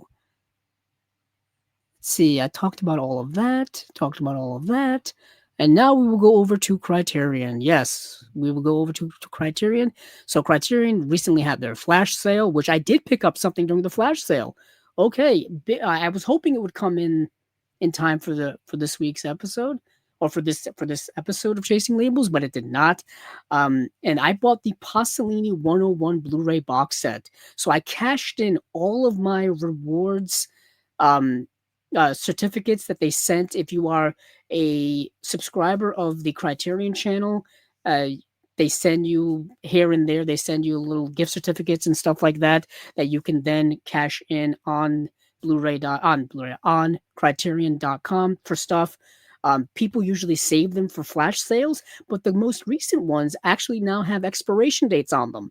And one of the expiration dates actually happened to be Halloween October 31st. So I was like, oh, I have to use this one. So I might as well use them all and get a box set that I've been wanting to get. So I cashed in all the ones that had not expired yet and the ones that were expiring either this month or expiring sometime in the future. And I said, hey, let's go all in. Let's go full tilt boogie. And I got the Pier Paolo Pasolini 101 Blu-ray box set. It came out 2 years ago, I think in June of 2023, and I've been wanting it ever since. I talked about it when it came out.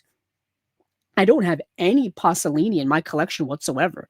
I don't have Teorama. I don't have Mama Roma. I don't have Salo. I don't have any Pasolini, but I know of his work. I've watched his work. I mean, if you've been a Criterion fan, you know Pier Paolo Pasolini just by name alone. So I finally got that box set, and I can't wait till I get it. I think I want to do a review of it when I get it. I know I always say that, but I got to start doing reviews of some of these things because I really, really want to. Um, I just need extra motivation. I need extra motivation and extra energy. I just don't have the energy to do all the stuff I want to do. But that is coming in. But in the meantime, they did also announce their January releases. So the January titles were announced, and we have Kiss of the Spider Woman, Birth. House Party is being moved from November to January. That's something of note. We already talked about House Party, so we don't really have to talk about it now because we talked about when it was originally supposed to come out, which was next month. We have The Dead, which is John Huston's last film. And then we have Caught by the Tides, which is a movie we're going to talk about. We have Captain Blood by Michael Curtiz. Finally, they answered my cinematic movie collecting prayers and put Captain Blood out on high definition. This time they went from DVD to 4K. And then we have Martin Scorsese's World Cinema Project number 5. Coincidentally, I was going to buy like the volume 1 box set I wanted to buy during the flash sale, but it sold out by the time I went to get it. So I've got to wait until the Criterion sale, which is happening next month at Barnes and Noble. Now, word through the grapevine with this sale is that it is going to be starting this Friday, Halloween, October 31st. That's kind of what I heard. I don't know if that's going to happen or or not. Maybe it'll be fully into November. The reason why I say that is they usually like to start on Fridays with the sale. At least I think I remember they start on Fridays. Yeah, I think it's typically Fridays. Yeah, it starts on Fridays. So the next Friday after that obviously will be the first week of November. It'll be, let me move over my calendar here. Can't think of dates or times or anything like that. It will be the 7th. So who knows? It could be this Friday, it could be the 7th, could be later in November. We shall see. But keep your eyes peeled for the Criterion 50% off sale from Barnes & Noble. It is back once again. I feel like it was just here in July. But let's get into these releases. Oh, and also Yi Yi and Dead Man are getting 4K UHD upgrades. Yi Yi being the Edward Yang film, and then Dead Man being the Jim Jarmusch film are getting releases. I have both of these on Blu-ray, so I'm not really looking to upgrade these. I would recommend them. I don't think I have to go over them because they're going to have the same special features that the Blu-rays have. There's no real difference here at all. I can go get these off my shelf, and you will see. Ironically, I think I have Yi Yi behind me. Yeah, it's way at the end of my thing. So, but if you're a big Jim Jarmusch fan and you really like his more surreal films, because this is probably his most surreal film that I've seen from him, Dead Man starring Johnny Depp. Let's see. Yeah, it's a period piece. Jim Jarmusch imagined the 19th century American West as an existential wasteland, delivering a surreal reckoning with the ravages of industrialization, the country's legacy of violence and prejudice, and the natural cycle of life and death. Johnny Depp plays William Blake, who's an accountant, and it says he has hardly arrived in the godforsaken outpost of machine before he's caught in the middle of a fatal lovers' quarrel. Wounded and on the lam, Blake falls under the watch of the outcast and nobody, who guides his companion on a spiritual journey, teaching him to dispense poetic justice, along with along the way featuring austerely beautiful black and white photography by Robbie Muller and live wire score by Neil Young. And this has all the same special features that the Blu-ray has, but of course it has the a 4K restoration supervised and approved by Jim Jarmusch. So just to save time, I don't want to read everything. I will say this: I haven't seen the movie in years. Yi Yi, Edward Yang's Yi Yi is one of the greatest films of the 21st century. Probably one of the greatest films of the last several decades. several decades. Um, it's an extraordinarily personal movie. Um, I can't describe the movie. It's one of those movies you can't describe how great it is because people need to experience it for themselves. That's Edward Yang. That's Edward Yang's Yi Yi. It's so extraordinary. It's getting a 4K digital restoration. It's got all the same special features from the original Blu-ray, and yeah, it's a movie you got to watch it for yourself. It's the first Edward Yang film I ever saw. I've since seen, several of his films have now gotten releases not only from Criterion, but also from other places as well.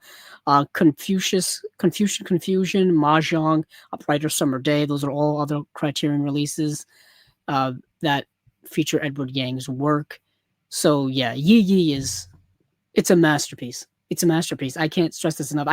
This is a movie that if you're a Criterion fan, if you're a young Criterion fan who's just starting out buying Criterion films, you've got to buy Yi Yi. It needs to be in your collection.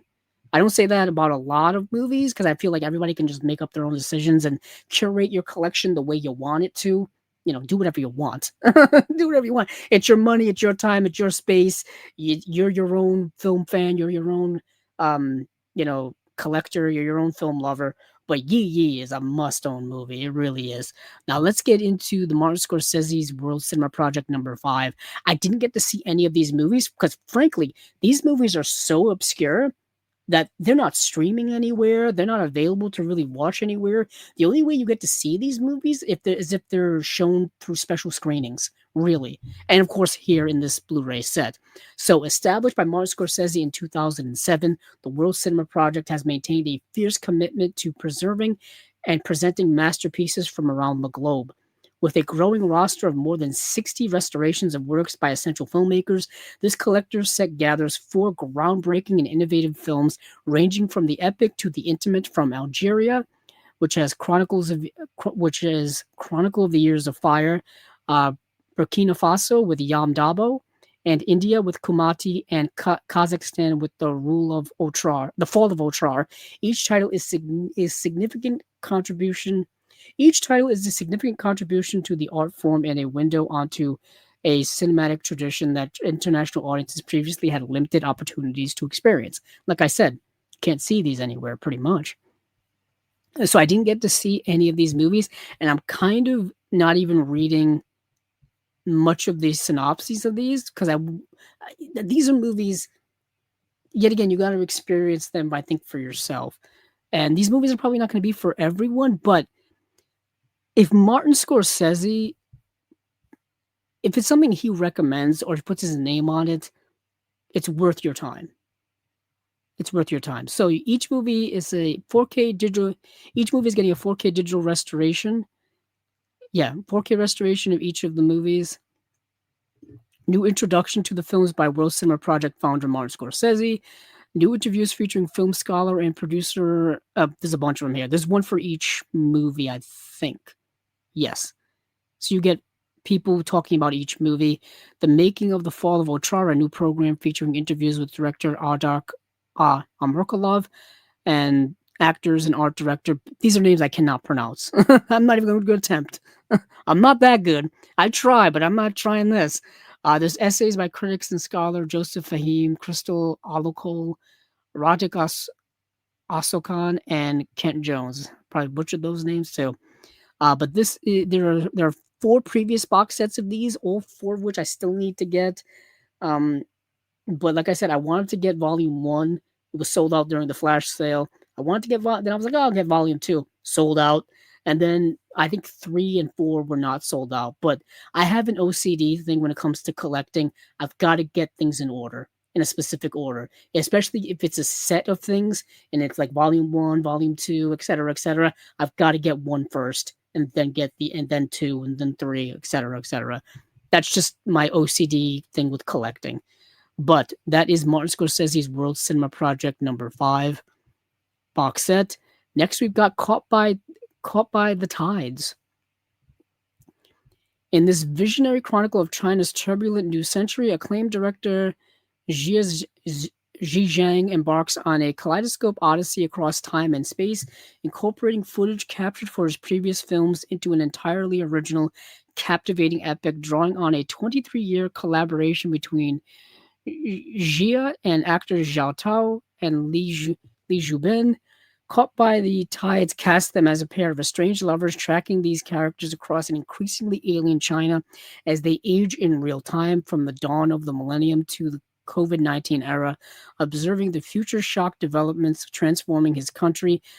Jia, Jia constructs a sensorially immersive, emotionally profound portrait of both a world in flux and two people navigating its uncertain currents. This movie is a pure work of art. This is a pure experimental art piece of a movie from a very artistic director and an artistic filmmaker. I cannot explain why this movie is so good. You kind of just have to watch it and experience it. It's one of those types of movies. It's not going to be for everyone. You have to appreciate movies as pieces of art and expressionistic pieces of art to kind of be in the mindset for a movie like this.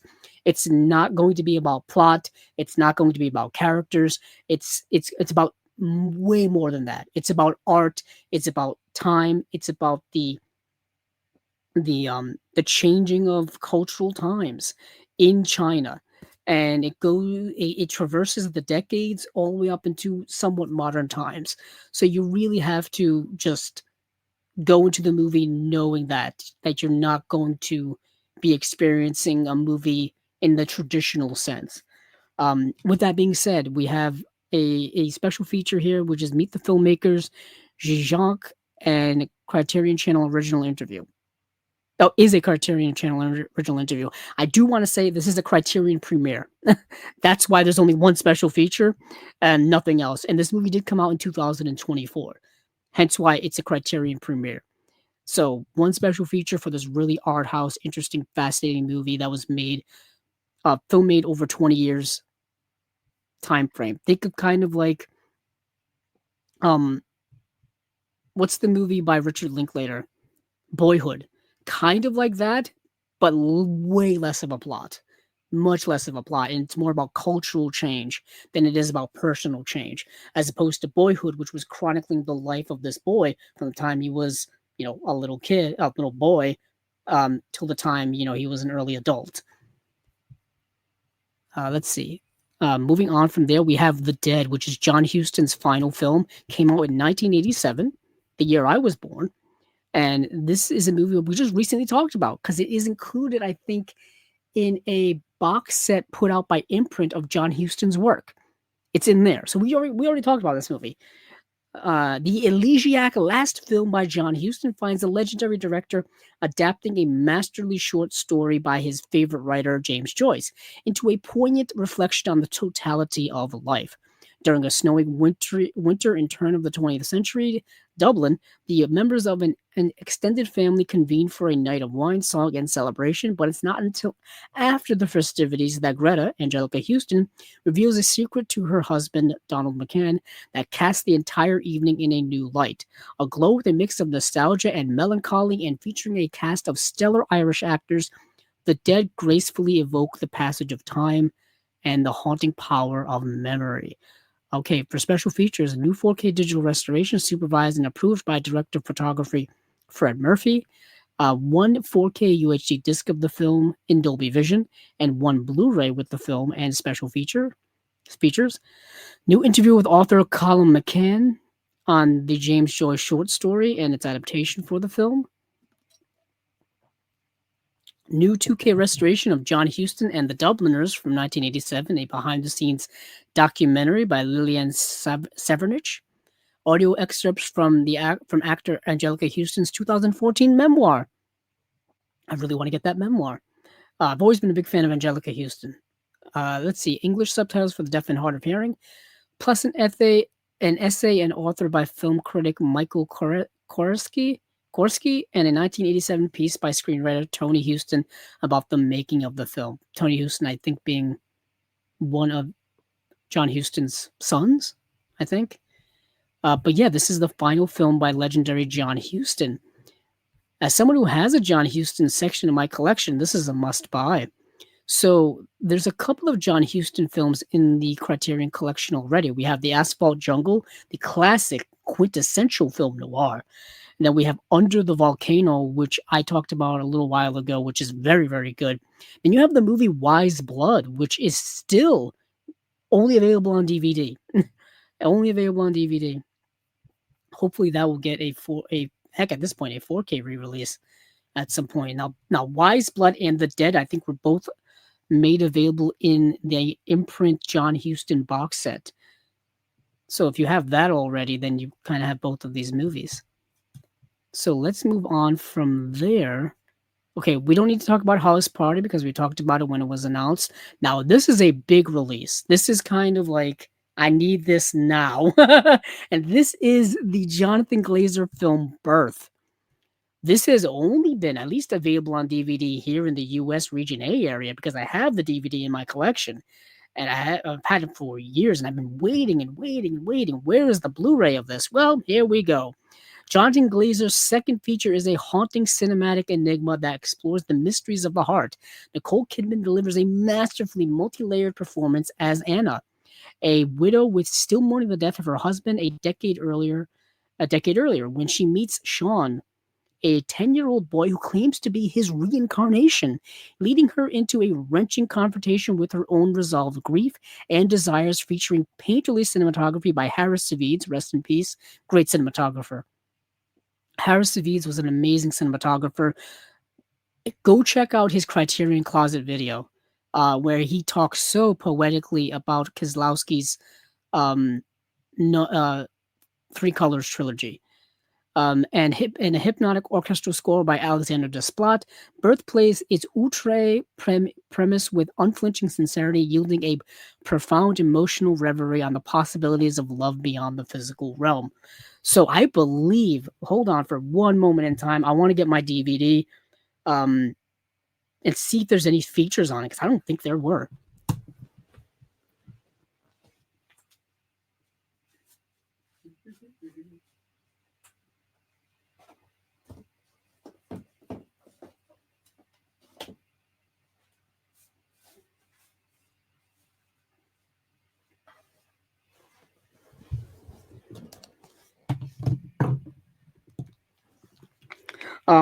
I want you all to know that I bought this movie for $1.99. So back in my DVD hunting days or movie hunting days, I bought this movie for $1.99 because I still have the price tag on it. I never removed the price tag. First of all, these price tags have the glue that never comes off. So I bought this for $1.99, and that's how I watched the movie for the first time.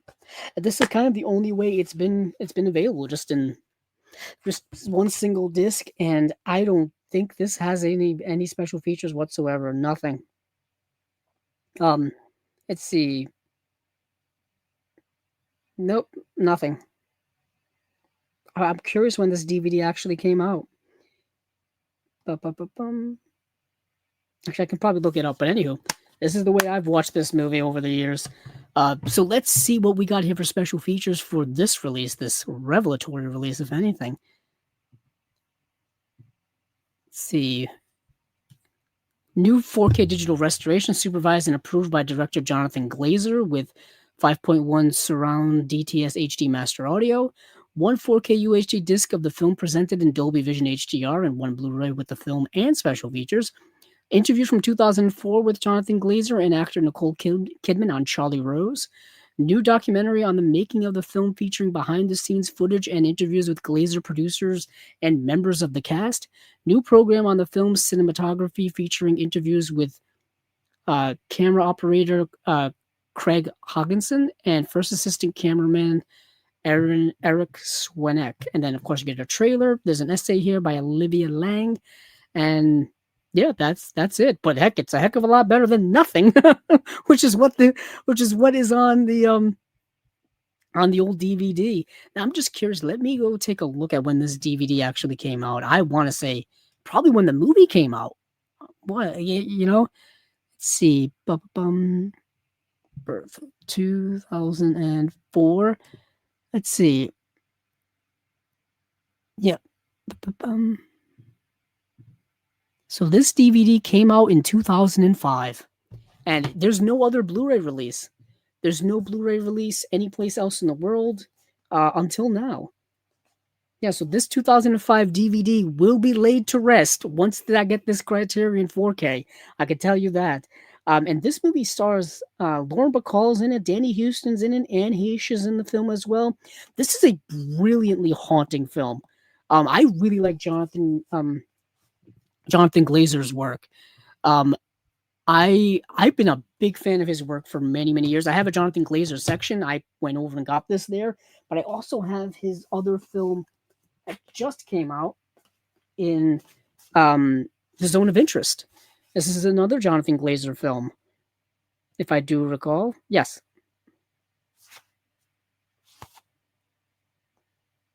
And I have, of course, Sexy Beast. Now, Sexy Beast is awesome. Sexy Beast is a great movie. That's a movie that I would love to see a Criterion release of, because the only release we've got of Sexy Beast is, I believe, a Twilight Time Blu-ray that I have.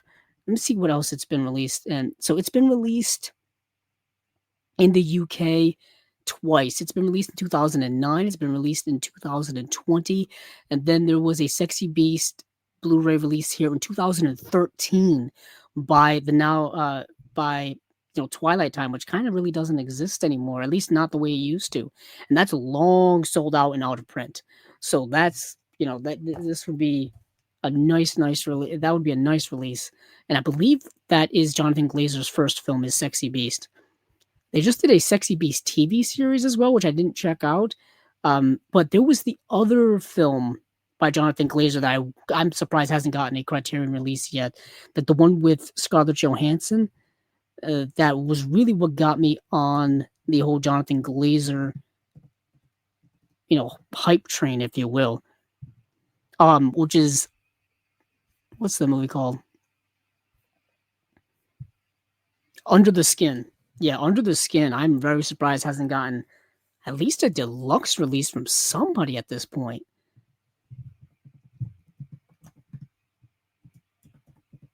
Yeah, I think that was is that an early A24 movie? I believe it is. Don't quote me on that, but I believe it's an early A24 film. Yeah, I was mesmerized when that movie came out in 2013. That was around the time where I was really getting into more and more like modern surreal cinema and stuff like that. But anywho, Jonathan Glazer's work I really, really like. Speaking of A24, this is the A24 release of Zone of Interest. Coincidentally, I've had this for a while too. I think I bought these back in June for my birthday. I went and just picked up a bunch of A24 releases because these are now, they used to be store exclusives, exclusive to their website, and now they pop up in stores. They're like, Barnes and Noble has these now. Heck, Walmart used to have a couple of these as well. But yeah, let's see what else we've got here. Yeah, so that is Birth by the Jonathan Glazer film. Now we've got Kiss of the Spider Woman, which is a film I've heard of for years but never actually watched. And this is featuring indelible performances from Raul Julia and an Academy Award winning William Hurt. William Hurt won an Oscar for this film. Kiss of the Spider Woman is a work of radical compassion that boldly expands notions of love, gender, and revolution. In the film directed by Hector Babenco, following his international breakthrough with, I think it's Peyote, and adapted from the novel by the iconoclastic writer Manuel Puig, um, Julia and Hurt play Valentin and Molina, a militant leftist activist and a queer, cinema obsessed window dresser, imprisoned together under a repressive military dictatorship. The two gradually forge a bond that transforms the way they both understand politics, sexuality, and masculinity.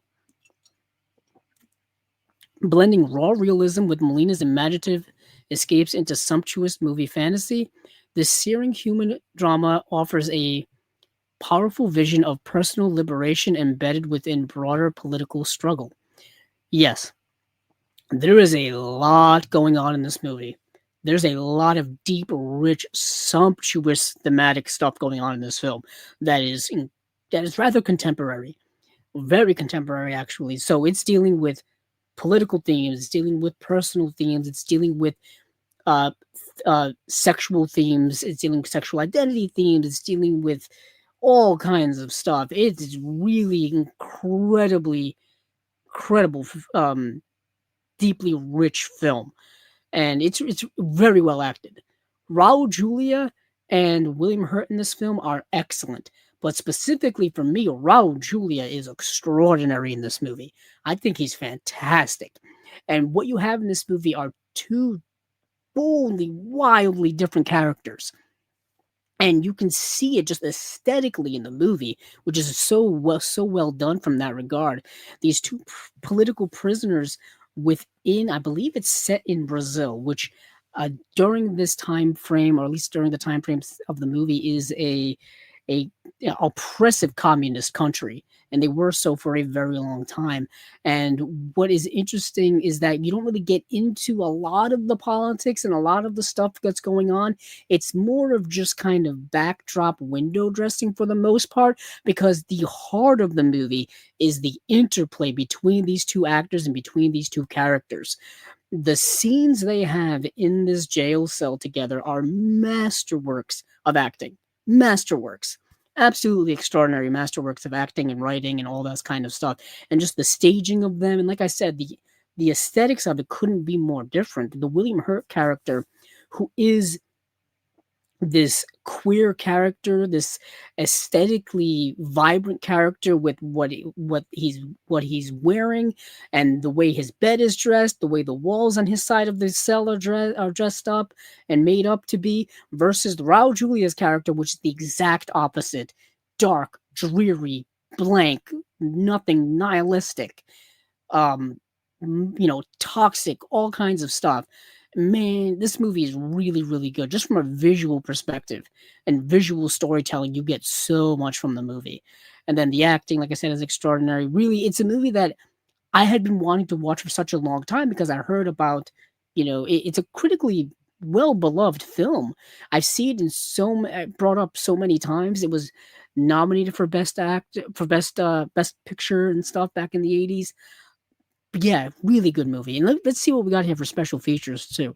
New 4K digital restoration with 5.1, let's say 5.1 DTS master audio, alternate uncompressed monaural soundtrack, interview with Susan Jill Levine, biographer of Kiss of the Spider Woman, author Manuel Puig, about the adaptation, Tangled Web: Making Kiss of the Spider Woman from 2008, a feature-length documentary, short program on Puig, and that is it. But you do get an essay by critic B. Ruby Rich. Now, I do think this got a Blu-ray release previously, but I could have been wrong. Let's see, Kiss of the Spider Woman. Maybe I'm thinking of something different. No, there it is, collector's edition. Oh boy, I am messing up left and right in terms of my spelling. So, Kiss of the Spider Woman did get a collector's edition back in 2008. And that was from WEA. I have no idea who that is. But that release back then doesn't look like it was aesthetically a very good transfer. And for special features, it had a 1 hour and 48 making of documentary entitled Tangle Web Making the Kiss of the Spider Woman. Let me see. Oh, that's on the Criterion release. Um, this is.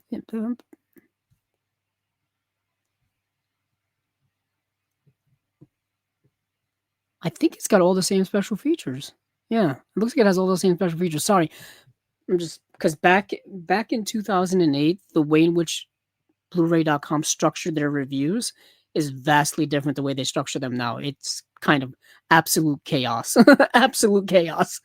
And this was a review done back in 2008. So, Kiss of the Spider Woman has also been turned into a musical that has gone on to great critical acclaim as well. And there is a special feature on the musical that I don't think is on the Criterion. It says Kiss of the Spider Woman making the musical is an 11-minute look at the success of the film, sparking a musical stage adaptation. So that's not on the Criterion.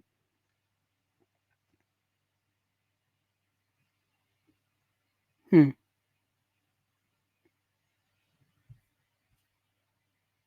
Okay.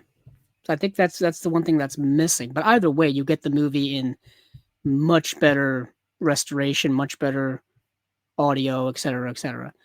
Um, yeah. So that is it. Okay. That is it for everything for January when it comes to Criterion. Once more for everybody at home, Kiss of the Spider Woman, which is coming out 27th, Birth, which is coming out the 27th as well. I think there's House Party, which is coming out the 27th. The Dead, John Huston's final film, is coming out January 20th. Caught by the Tides is coming out January 20th. Captain Blood, I gotta talk about Captain Blood. Hold on. Captain Blood. I skipped over Captain Blood. Don't ask me why. I'm an idiot. But this is coming out January 20th. Martin Scorsese's World Cinema is coming out January 20th. Yi Yi and Yi Yi is coming out January 3rd. Dead Man is coming out January 6th. But let me talk about Captain Blood for a second. I don't know how I missed this one. With spectacular romantic adventure, a new era of Hollywood swashbuckling was born, as was a devilishly dashing star named Errol Flynn.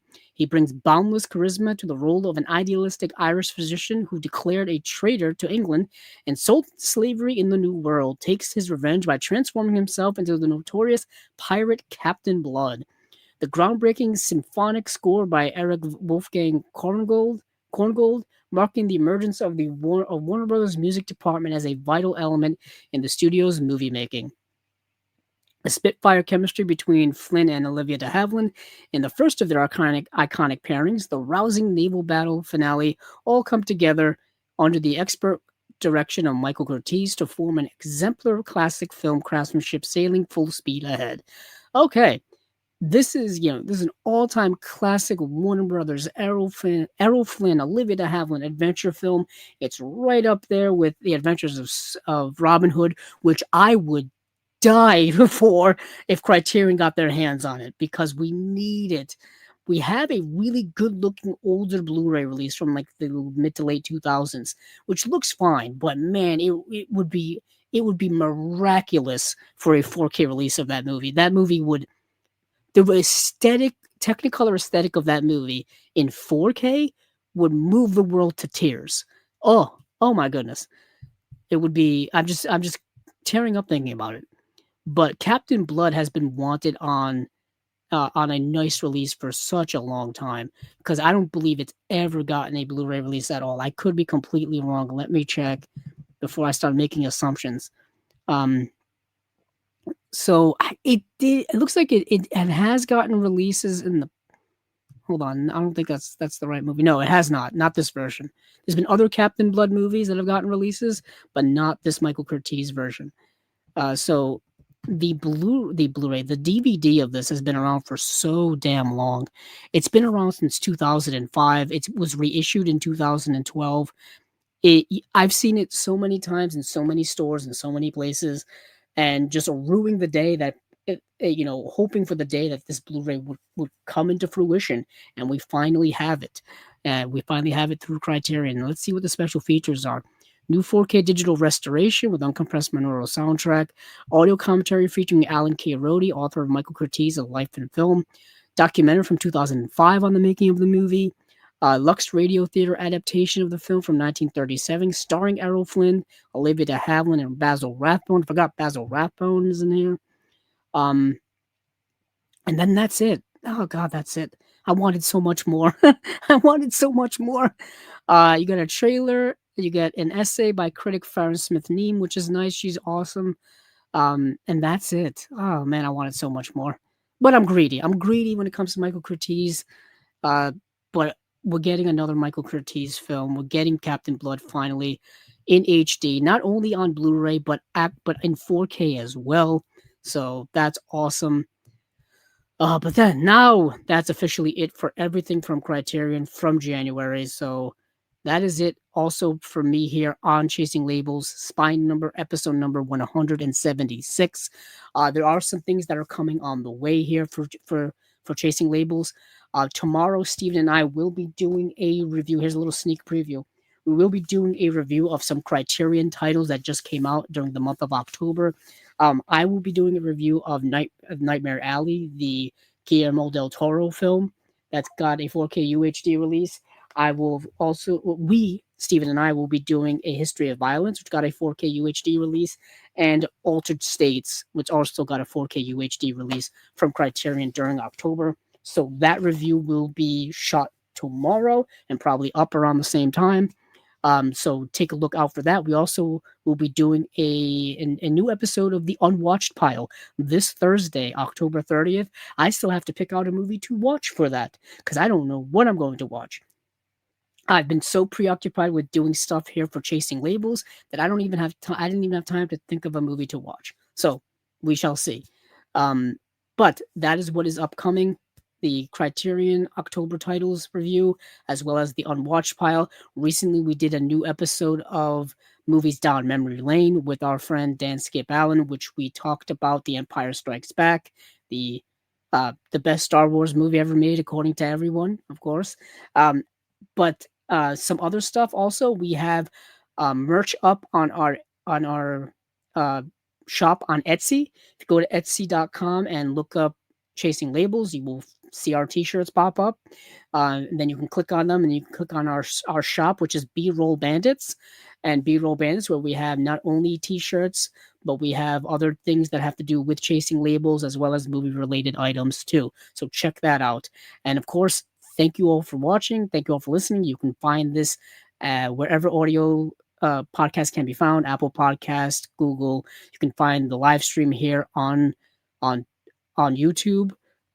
Go under. I think you have to look under the live stream, the live tab under the videos or whatnot to check it out. There is, of course, an audio version of the show here as well. Check that out if you're not into looking at me for 3 to 4 hours every 2 weeks. Do whatever you want. Either way, we take all the support. Check out what else we've got here going on at Chasing Labels. So, once again, keep on watching those movies because I know I will.